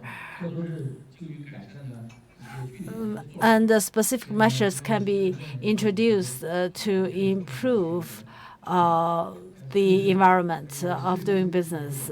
Thank you very much, Mr. Jin. You said very well. We need to think about how to well implement policies once they are introduced, and more work needs to be done. And the Beijing Municipal Commerce Bureau has a lot of experience. DG Piao, DG Guo have been doing this work for a long time. This forum is actually a platform for releasing such policies. And I remember 1 year, the Beijing Municipal Commerce Bureau made a presentation, and then a CNCC journalist told me that your forum is very detailed instead of being very general like other forums. China-European Chamber has been very active in China, and recently just published a report on the China-EU business report, which also shows there's a bit of a concern in some aspect. But I noticed actually, for example, in the German company, I mean, for the first 7 months, they break the record of 7.3 billion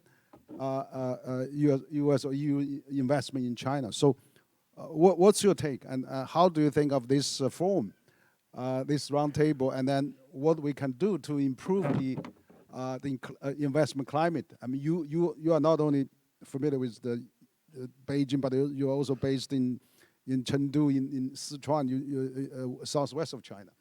So what are the opportunities and things that we can improve? Of course, we'd like to hear from our China-European Chamber Vice Chairman, please. Thank you very much, Harry, and thanks again to the Center for China and Globalization for inviting the European Chamber to this very important event and opportunity for sharing. The value of CIFTIS and of this specific forum is very high because of the representative that we heard deliver the keynote speeches before, and the really open sharing that we have all along this year. We heard a lot of what Beijing have done from the Director General before Piao and Director Guo, and we acknowledge this one. We acknowledge the effort done at the national level, at local level by Beijing municipality. Our chamber is a business association made by company, driven by the business. And our aims is to operate more and deeper and better in China for the common sake of China's development, for creating new jobs, for creating also more tax revenue. So it's a common goal. So in this way also, every time we published some report, or we did our message. It may be sometimes not so sweet, but it's always constructive. This is what I really personally feel in the year I serve in the chamber. We deliver fact-based messages which are for the common prosperity and development of the business and our members' organization.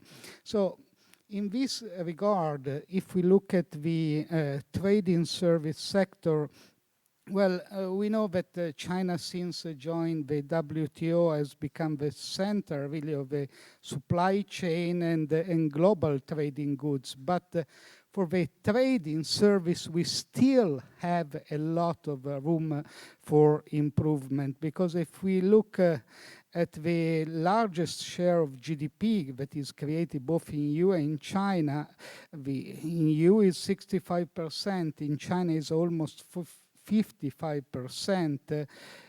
The trade in service related to the share between EU and China is still so low, because China still have less than 5% of the trade with Europe in terms of service. So it's a matter of fact that we can do more, and we should do more, because especially nowadays we are living a period of change, of transition in the economic development. So we need to find the new forces. And the new forces are not only the industrial forces, the manufacturing forces, as also the service forces, which are very important. And in this regard, we should work more on some matter that we still have, especially we look at some market barrier that we still have for our members, which are facing a situation which reduce the business opportunity for them.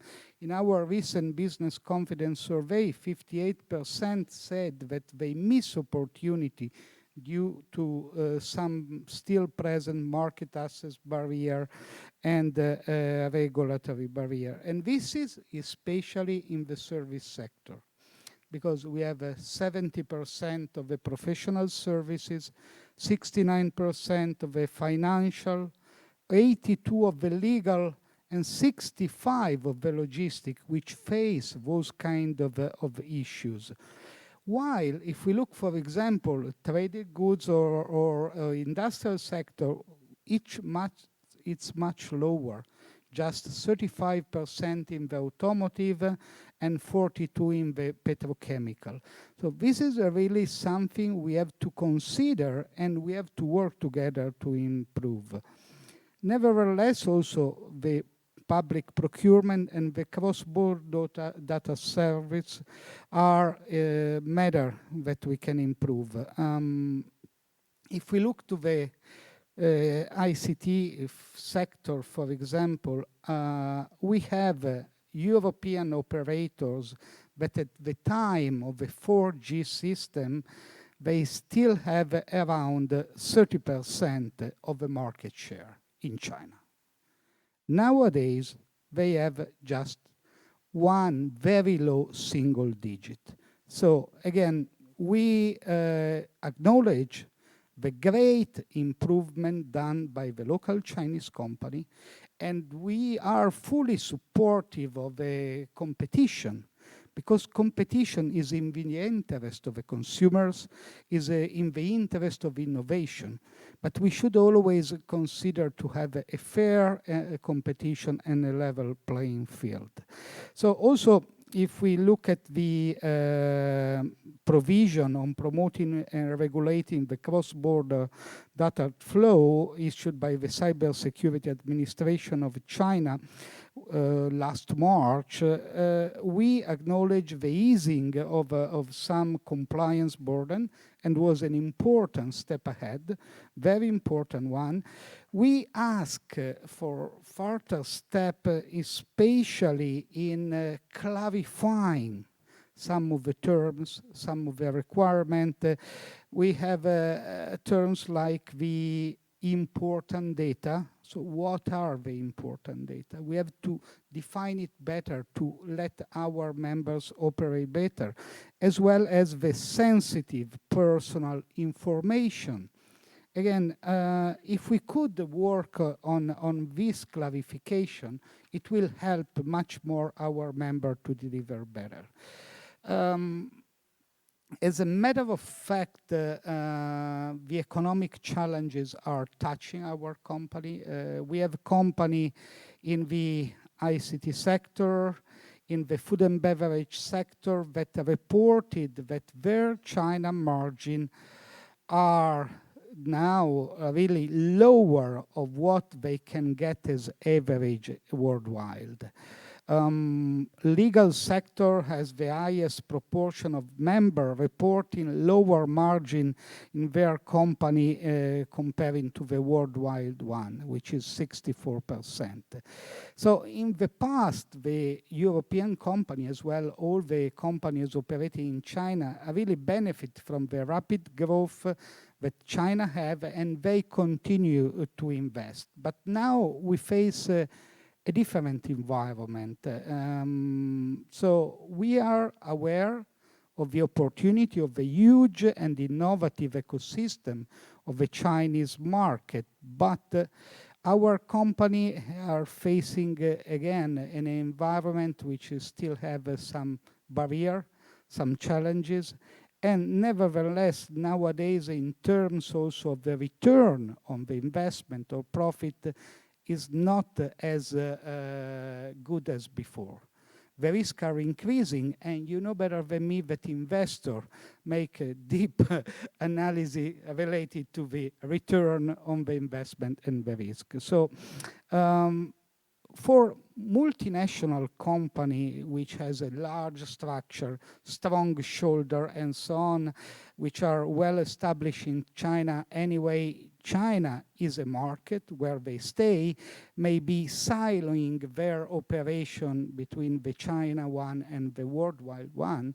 But if we look especially at the small, medium enterprise, nowadays maybe China can't be anymore an option, especially if they have to separate their operation in sensitive area, again, of ICT technology and other areas. So these are all messages that we deliver as a chamber because we feel really as a bottom-up message from our member the concern coming.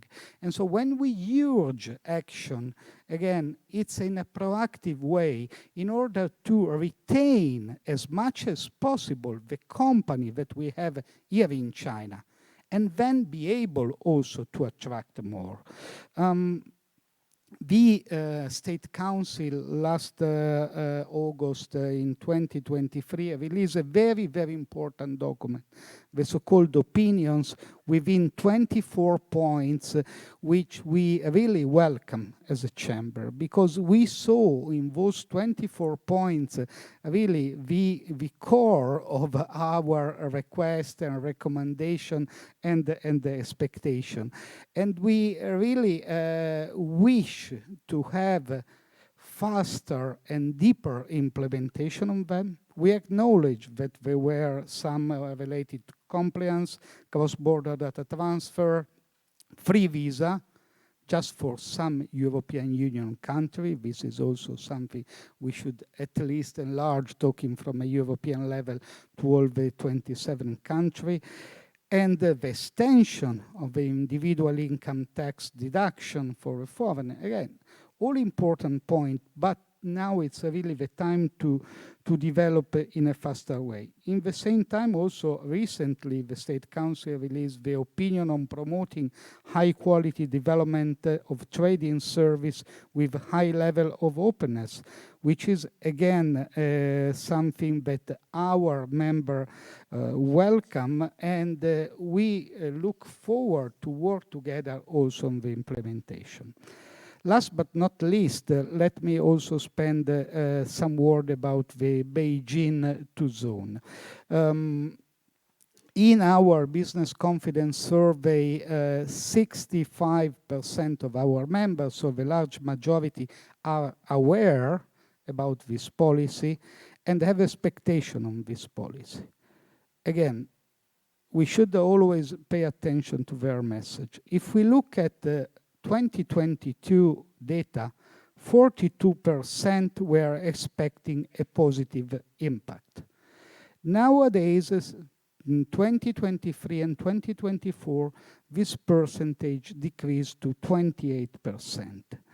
So again, I acknowledge all the great results that Deputy Director Guo explained before, but we see a matter. So we have to understand how to solve it. More communication, more sharing, maybe there is a lack of information. Also listen from some of the input that we receive from our message. In your presentation, for example, you talk about the virtual private network, the so-called VPN business, which is open to foreigners up to 50% of ownership. But if we look at the State Council opinion, it was mentioned that it should reach the national level and without any cap. So again, we are in the right direction, but we have to move faster. And also about talent, talent is the other key point. Matter of fact, foreigners are leaving China for several reasons. A reason also related to the cost of living in China. So policy, not only to attract, but also to retain the foreign talents are fundamental. We have ongoing, for example, in the Great Bay Area, policy which support to cover the tax amount over 15% of the individual income tax, which is already applied. So what we advocate for is for an extension to national level of policy like this one, because it will be very beneficial for the attraction of talent. And talking especially about Beijing, we also claim for a more open policy to all the foreigners, which means some of the actual policy are related only to foreigner with a permanent resident permit, the so-called green card, now 5 stars card, but could be really helpful to open more and give more clarification also the definition of high-level talents, who are they. So all in all, again, as a European Chamber, national level, local level, we are really keen to continue to closely cooperate with the authority, with the entity as the Center for China and Globalization, to constructive proceed on this path of opening up of market access and creating level playing field, because again, competition is the best way to improve in quality of the service that we deliver and the result that we gain. Thank you very much. Okay. Thank you, Matsumo. Very stimulating discussion. I think you outlined that EU Chamber's commitment to China, and there was a lot of things still moving. But of course, you expressed some concerns as well, and also wishes to improve. I think some of those are legitimate concerns. But I can see also, of course, for example, you mentioned about data flow and things like security issues. I think the Ministry of Foreign Affairs has announced 8-point the digital security initiative, which also stimulates that Chinese government has no right to ask for data from the Chinese company operating overseas. But of course, I think I agree with you. We need more clarification. That's a good point. And then the other point you mentioned about is the talent. Actually, the Beijing Commerce Bureau is looking after that. I'll ask Mr. Guo later to give more explanation at the end when we hear everybody's opinions. And of course, I agree. You know, we probably should expand the green card and make it more accessible. And of course, you know, there's many things that we could further improve. And but I think the government is constantly doing that. And I'm sure there's a lot of European companies have a lot of strong interest. As I mentioned, the German investment in China actually for the first 7 months has broke the record of 7.3 billion euros. Of course, also American companies. We have a representative U.S. embassies here, Mr. Stable and Ms. Jia is you know, even though we haven't got any American companies here, but at the stage. But I'm sure you reflect many of the Western countries' views on that. 那么下面我想请这个。Now I give floor to the next panelist, Mr. Tu Xinjuan, because Massimo talked a lot about the policies, including government procurement. You are an expert in this area, so maybe you can give us some of your insight on the theme of today's forum. Professor Tu. Thank you. I'd like to thank CCG for the invitation. Just now, Massimo shared with us some information.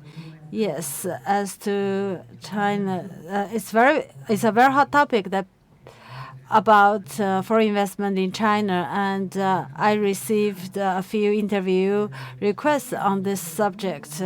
Let me offer some of my views. For China is very much open to foreign investment, especially in manufacturing. The total foreign investment utilized in China used to be 7% of GDP at the highest point, much higher than US, Japan, and EU. Used to be very high. So China is quite open to foreign investment, and foreign investment play a very important role for promoting China's foreign trade. But in recent years, this number is dropping rapidly due to many different reasons. Economically, I think the main reason is that Chinese companies are growing very rapidly and competing and grabbing market share from foreign invested companies. So the relative importance of foreign invested companies in China has dropped. And this is just normal. And China is going back to normal. And there are also something abnormal in it.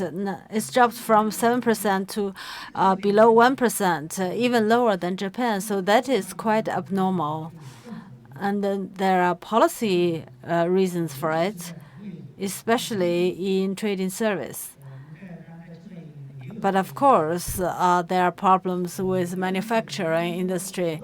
My personal understanding is that it is not the problem with market access or equity cap. It is mainly about the domestic systems. The third plenary session and the previous important meetings said that China's opening up should shift from commodities and production factors to institutions and systems. I think that is the right direction. Institutional opening up is to help foreign invested companies to solve their problems with institutions and systems. And the third plenary session report identified 7 areas for institutional opening up: industry subsidies, environmental standard, government procurement, e-commerce, finance, etc. These 7 are of highest priorities. And Massimo also mentioned some concerns in these areas. We have problems of different degrees. For example, property rights protection, especially IPR protection. And IPR protection in service is even more challenging than in manufacturing. And the European White Paper especially mentioned the government procurement or public procurement, which is also very challenging. On this issue, we have different understanding with EU. China used the concept government procurement. Government procurement is a rather narrow concept which only covers the procurement by government and by public institutions and does not include procurement by SOEs. But EU use public procurement, which includes SOEs procurement. If it's government procurement, it's only 3.4 trillion RMB a year, not very big, and not many obvious problems. But if we use the concept of public procurement, then it's 46 trillion RMB, about 10 times of government procurement. Public procurement is more complicated. According to Chinese laws, SOE's procurement does not belong to government procurement, and it should not have discrimination against foreign companies or foreign products. But in reality, we cannot eliminate it. There may be a possibility of discrimination against the foreign companies or foreign products.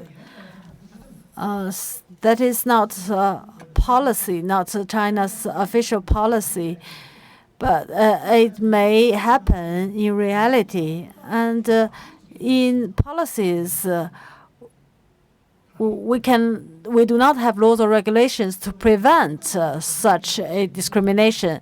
So there is no discrimination policy, but discrimination may occur in practice.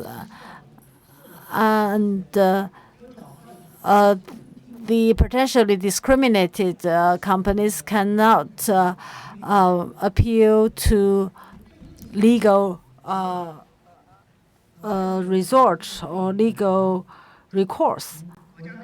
So I have made recommendations that we should draft a SOE procurement law, because government procurement law and the bidding law cannot solve the problem for SOE discrimination. And European companies have a lot of complaints about this, about SOE procurement.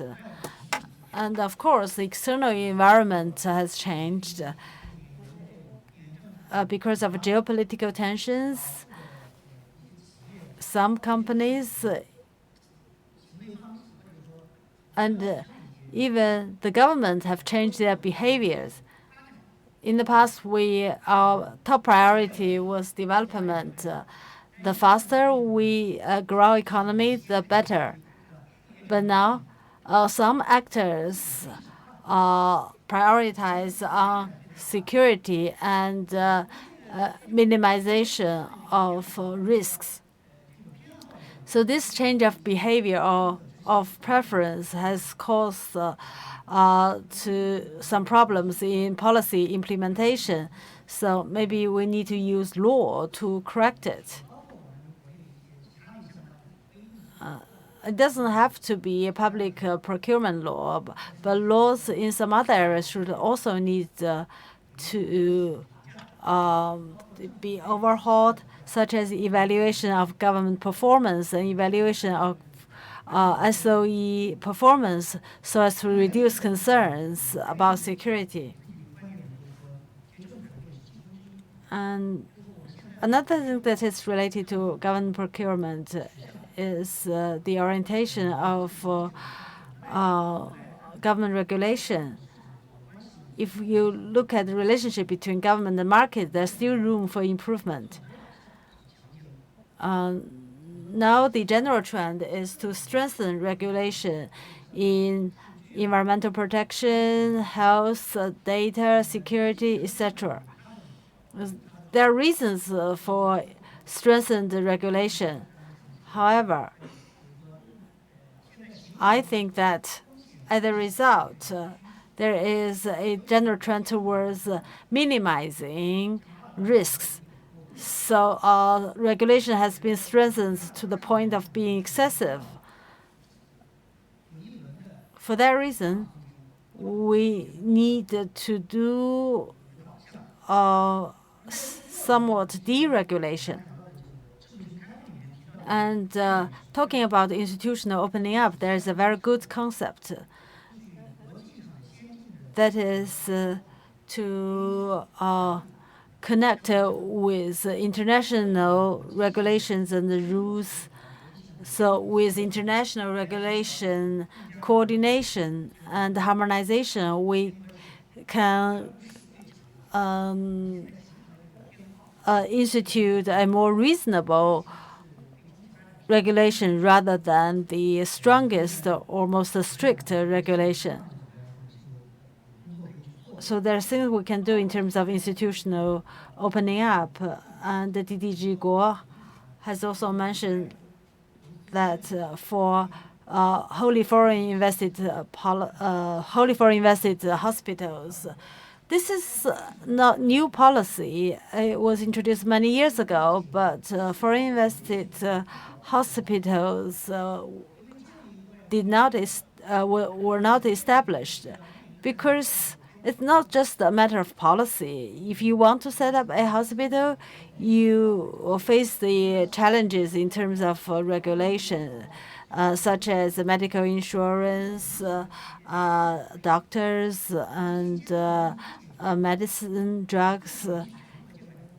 Even if you allow foreign invested companies to be built across the country, if you do not solve the problems with regulation, then you won't see those hospitals. So we need to do some deregulation or international regulation coordination and harmonization so that our opening up can really materialize, especially in the service sector.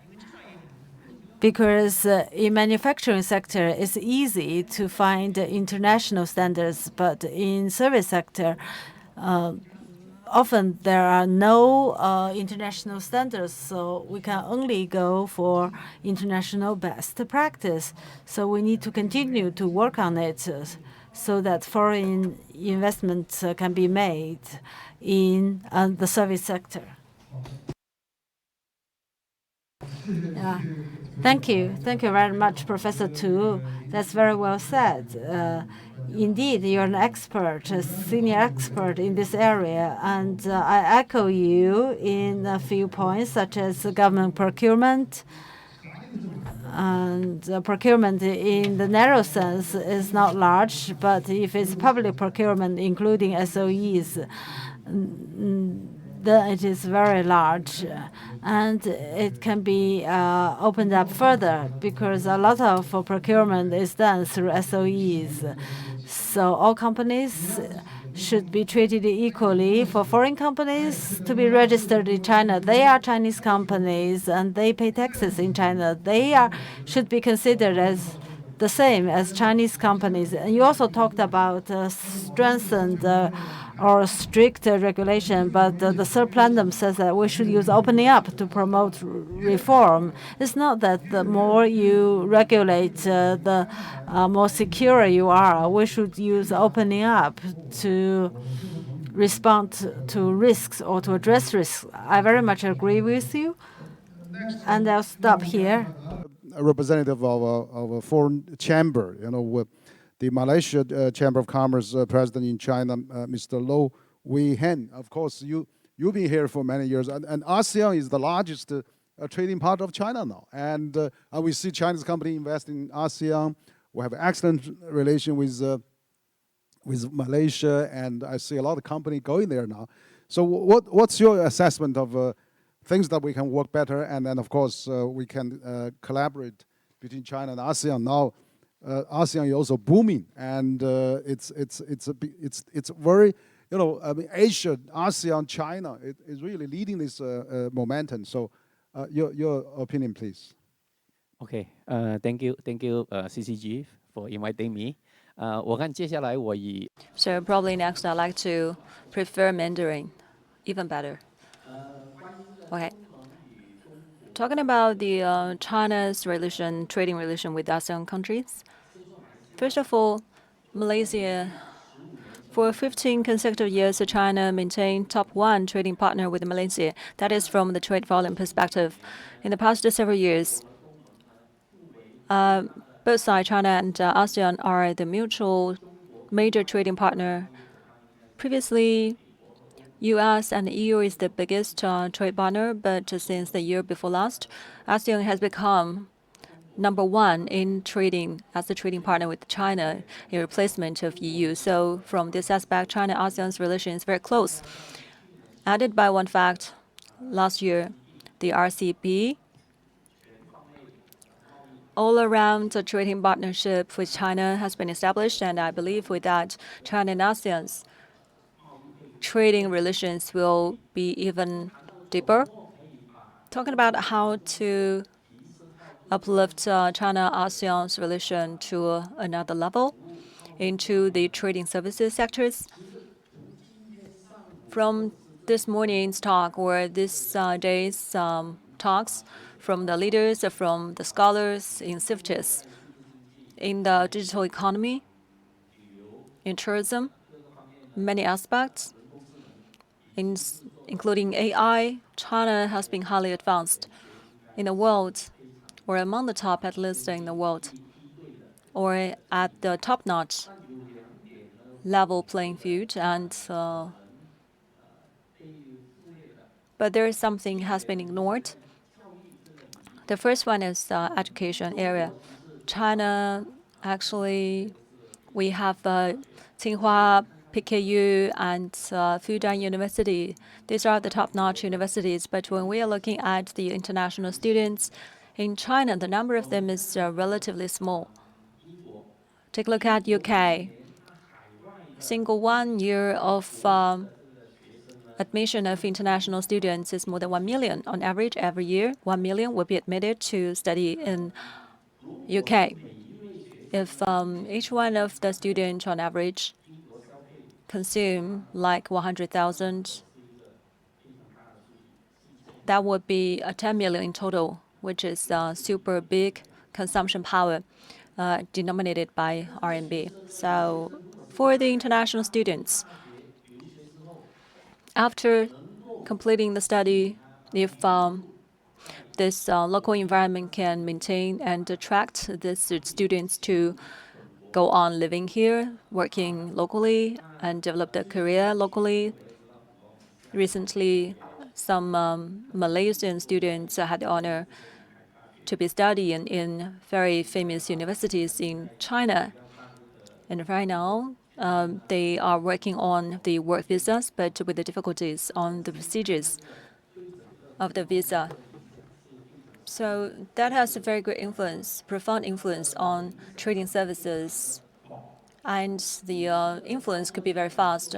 For example, in high-tech area, probably that the influence can be exerted from this area, but very limitedly. But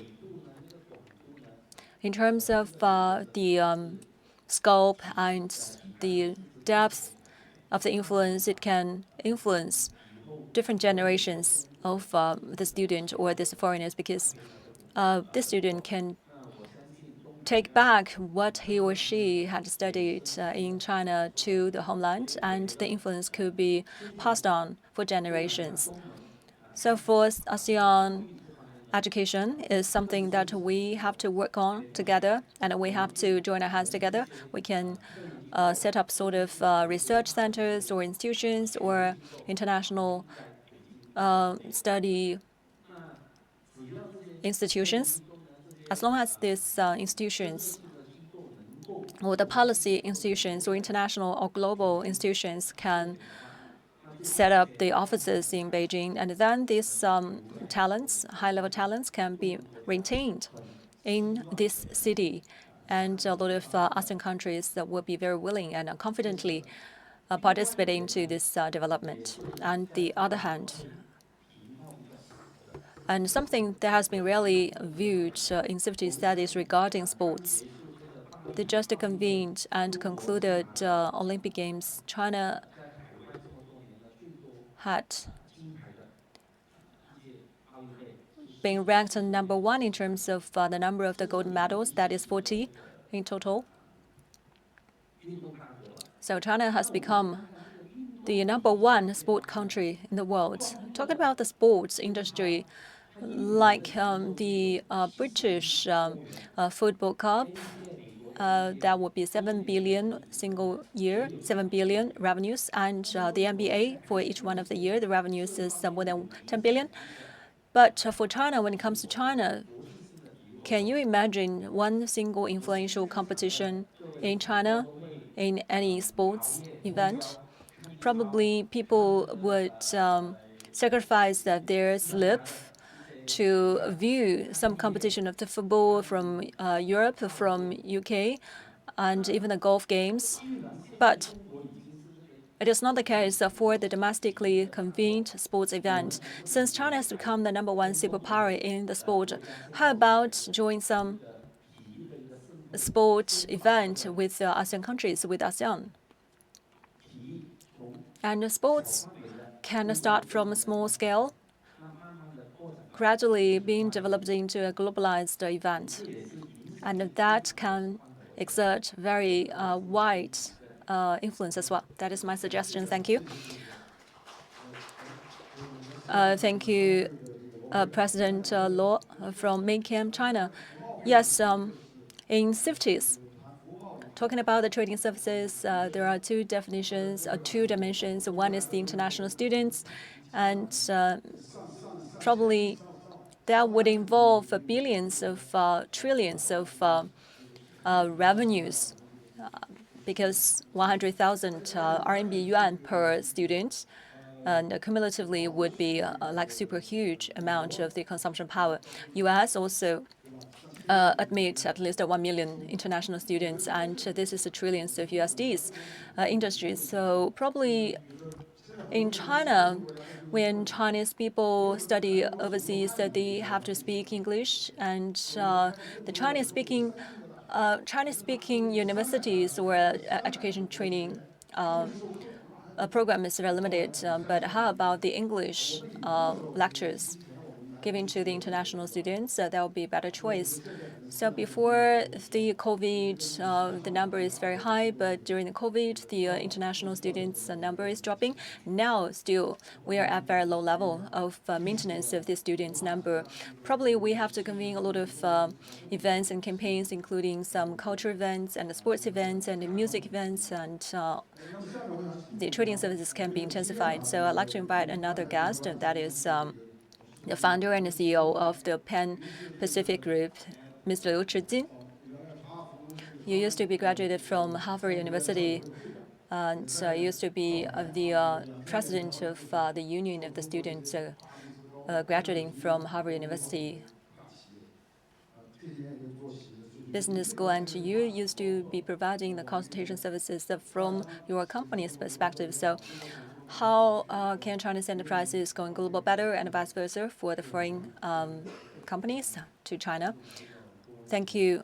Previously, I have heard the presentation made by DDG Guo, very enlightened by this speech, and actually, for foreign trade, previously we had a foreign hospital located in China already, like Family Union Hospital. So how to attract the foreign capital and foreign talents to come maintain them? Actually, we can see everything, including customs clearance. About the day before yesterday, the efficiency is still very low. My experience is that it's very low, and the foreigners' restrictions is still very high. Very slow, the queue is moving very slowly. And Chinese enterprises going global. On one side of the story, another side of the story is to how to attract the foreign capital. We have to face reality right now. The we have to jump out of the box to look into the future, how to attract and maintain the foreign capitals, because the current situation is different from 20 years ago. The successful products enter into China and make a huge amount of the revenues in China. This kind of episode has been over. That is reality in China. We need more high technology and services in China. And of course, right now in China, what are our attractions to the foreign companies? There are two attractions about China. First of all, the marketing service, like the elderly care systems, and we can actually add more attractions in this area. And from the old stories, we have to complete that episode and we have to call it over. We have to face new changes. Especially the service market is very huge, but how to attract the capitals to come in. And second, in the past 40 years, there's something we made the best, that is the capital market in China. Talking about NASDAQ or New York Stock Exchange, these are the top-notch stock markets. The financing amount every year is only 1/3 or 1/4 the amount of China's capital market. The IPO's number, yes, right now we have limited number of the IPO companies, but in the first half of this year, the financed amount actually is 2 times or even 3 times of that of NASDAQ. So China's capital market, with its 4 decades, we explored through trials and errors all the way to now. But looking at this 5,000 plus listed companies, they made money. They made a lot of money.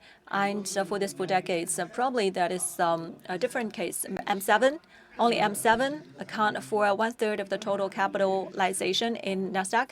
They are high tech.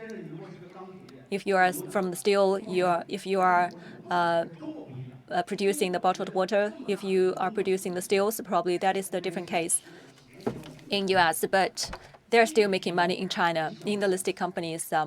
But we have to squarely face the reality. And talking about the policies, are we allowing the Spanish companies to be listed in China? If we allow the EU companies to be listed in China, and since we can allow the very normal companies to be listed, domestic companies to be listed in China, why not open the door of the capital market to allow these foreign companies, the Spanish companies, to come and be listed? Yes, we can use this foreign capital. From last year to now, actually, the utilization of the foreign capital is 1 times more than the utilization of the capital locally in Beijing. And I think the performance of the financial statements is much better than many of the domestic companies. I think talk about the attractiveness of China's market, we have to mobilize the capital market's attractiveness first. Thank you. Thank you. Yes, your talk is very small, but very enlightening and full of information and suggestions and how to make up for the shortcomings. So CIFTIS is actually a consultation platform. We have the representatives from the trade union. We have the representatives from the Chamber of Commerce. And we also have the representatives from the diplomacy and government and enterprises. So, Mr. Guo, DDG Guo, you're in charge of the commercial policies in Beijing. You have talked about a lot of substantive measures. Previously, in the first half of the year, the hour of this session, and please elaborate a little bit on. Also, Mr. Jing, you're also the chairman of the China Association of International Trade. You've been specialized in the studies of the trade policies of China.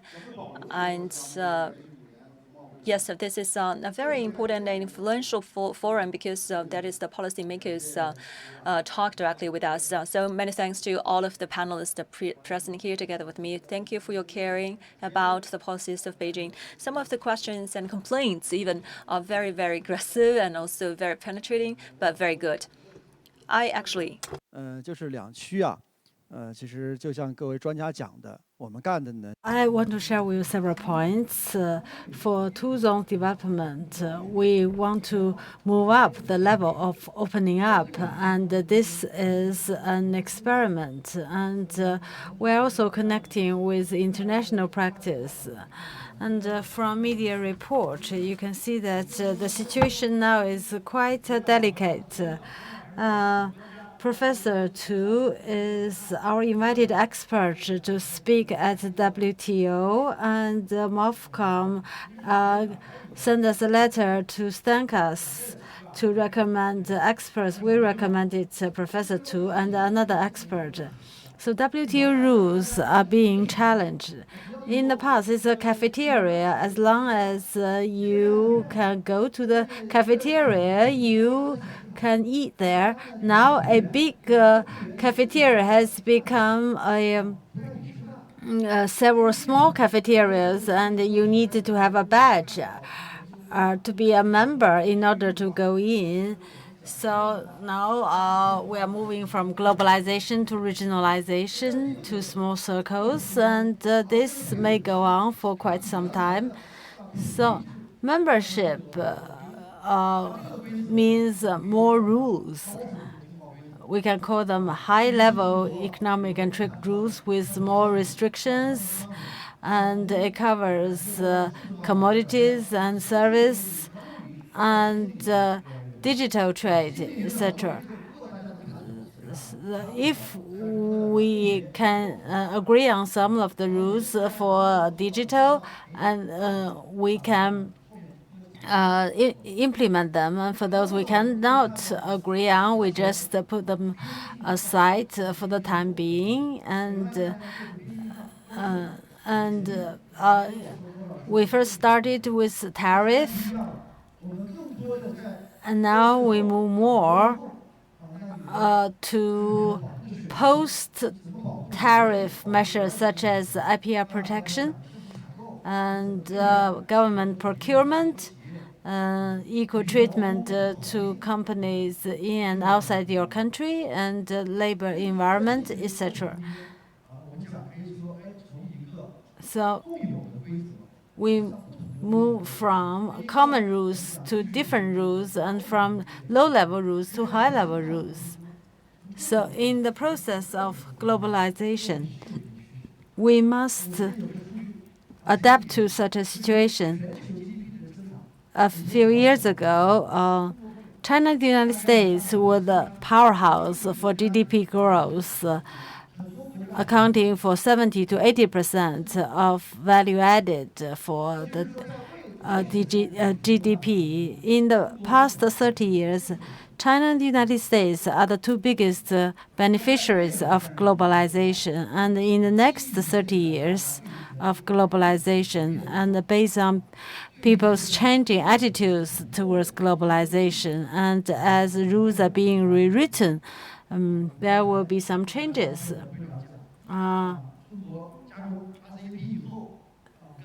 Just now, Mr. Law talked about an increase in trade between China and ASEAN.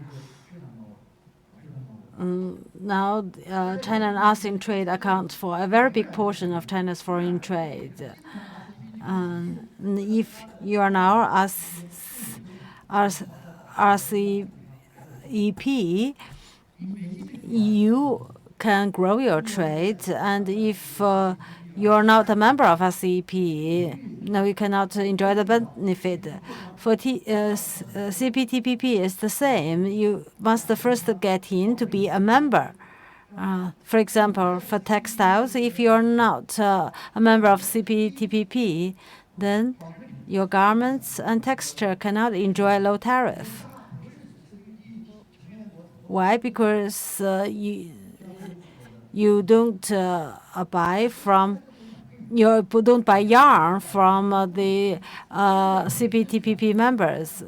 So what Beijing is doing with two zones development is to do experiment for the country on how China should adapt to higher level of rules. And as President Zhao said to use rules to respond to rules. So globalization is changing, and we must all adapt. And our trade with ASEAN is growing. There's a lot of trade of intermediate products. It is very important because global supply chain layout is changing because China is moving towards population dividend to talent dividend. Then part of our industries must be relocated, and the industries that require skilled workers and talents still remain in China. President Zhao just now talked about EVs and solar panels. They're high value added industry requiring more skilled workers, and in that area China still enjoys an advantage, and we hope that that advantage can be a factor to attract foreign investment and can turn into a good business environment for foreign companies. As to textiles and some manufacturing industries, they no longer enjoy advantage in China, so they must be relocated to ASEAN, to South America, etc. So that is a new stage in globalization. Money will go to where the profit is. And your money will go to the industries where you can make a profit. So that's my first point. And secondly, as Massimo said, the European companies' understanding of two zones policies, our awareness of the two zones policies has dropped after 2 years. In the past, like what I did, I talked about an overview of two zones policies in half an hour, but we didn't give the details. So now we're changing. So we have 2 initiatives about two zone policies.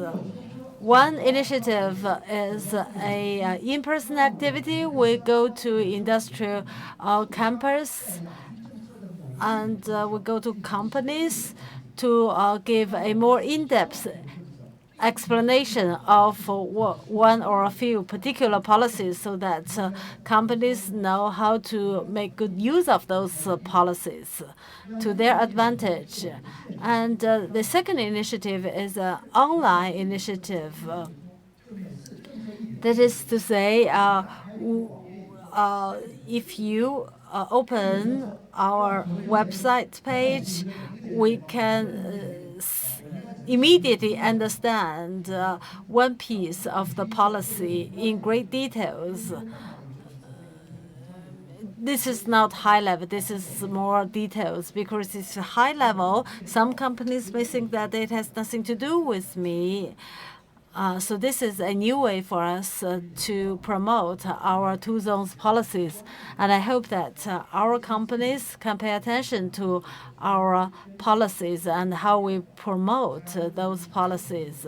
But of course, there are still deficiencies, and we need your feedback. And we hope that EUCCC and MeiCham and CAIT can work with us to educate those policies to our member companies and to also give us feedback from your member companies. So that is about what Beijing plans to do with the two zones policies. In the interest of time, I cannot elaborate. And if we have more time, we can talk in private on the sidelines of this forum. Thank you. Thank you, DDG Guo. That is very well said just now. You talked about benchmarking CPTPP and benchmarking deeper with the two zones development. Professor Tu and I were members of Beijing Political Consultative Conference, and we had a research topic on benchmarking CPTPP and the DIPA. And I really like your last recommendation about working together with the Chamber of Commerce to do roundtables. Yeah, we can do that. We can do it every quarter or every half a year. And Mr. Zhao is responsible for managing green cards for Beijing, and we can work together. That's very good. And the last speaker is Mr. Jin Xu, chairman of CIT. Thank you very much, Harry, for the 5th forum on two zones development in China, inbound and outbound. So we focus on two zones development, trade facilitation, and benchmarking CPTPP. China's #1, #2, #3 trade partners are all represented here. #1 trade partner is represented by Mr. Law, and #2 trade partner is represented by Massino, who knows a lot about China, Chinese policies, and the U.S. is represented by embassy people sitting in the audience, and he's been nodding, although he's not up on the podium speaking. His name is Sun Baolong, a senior diplomat with the U.S. Embassy. I know you are a Chinese hand. You are China hand. You don't need the interpreters. You don't have to speak anything. You can just nod. Would you like to nod or shake your head? You nod. Thank you very much. So #1, #2, #3 trade partners are all represented here. And DDG Guo benefit a lot. And DDG Guo is also the one who's under most pressure, because all speakers are very candid in giving their views. Very frank, very candid, because our common goal is to improve two zones development so that our companies can really go global. And Harry point the direction for education, for healthcare. We should all aim high. Malaysia is a smaller country by population in comparison with China, but also one of the 6 destinations for education in the world. More and more people will go study in Malaysia. And Chinese business people sent their children to Malaysia.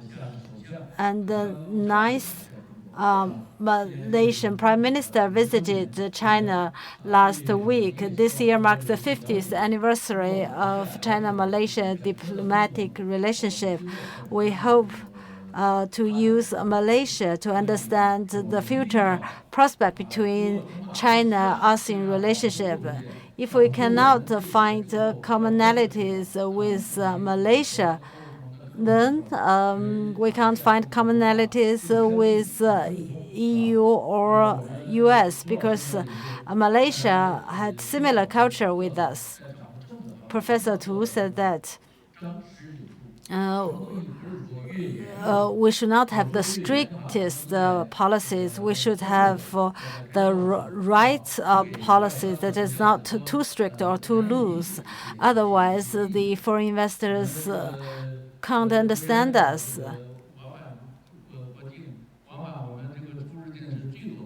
and Mr. Liu traveled across border many times, and he knows where the policies are implemented. To take actions, and we should not only have the lip service, we have to do it. And so, like, it's very comfortable just staying at home and drinking a beer, but if we think about how many procedures we have to go through the customs in the airport before we enjoy anything, we will feel very headache. So first of all, we must have the sense of urgency, and we must have the sense of mission right now. Because right now, you are in the areas of expanding the service sector, opening up to the world as the demonstration zone, as the demonstration platform, not only for this particular place, but also for this nation at large. Thank you very much. Thank you, Chairman Jing. Yes, it's very good and well said. And all of us are here and are talking about something really substantive. And so this is a platform supported by CCG and the Commercial Bureau of Beijing Municipality. The purpose of this platform is to pave the way for the dialogue, and the dialogue has been promoted year by year. Through this platform, the two-zone development of Beijing has been way ahead of the rest of this country. And probably the inception is relatively later than the other ones, because we take some time for the studies on the topics of this project. But since once it was convened and initiated, it started very soon, and progress being made very fast to the two-zone development in Beijing. So in recent years, a lot of achievements being made for the two-zone development, a lot of breakthroughs being made, have been introduced by our government officials. I remember in the previous round of the panel, you always introduce something new, and the same truth apply in this round of the table as well. We have heard a lot of improvements and accomplishments, and I believe more will be harvested in the future. And our solution is the consultation of the policies and the summarization of some breakthroughs and highlights of the policies. And I believe that this forum will continue to promote the pavement of the new accomplishments for CIFTIS, and new accomplishments will be harvested for two-zone development. And many thanks to these 6 panelists and the audience at the floor for your attention. And we have the audience from the embassies, from the multinational companies, and from the governmental departments. The achievements and the effect of this forum this year is very phenomenal. And this afternoon, we are going to have 2 more dialogues. And you're welcome to continue the dialogue with us. So much for this morning. Thank you.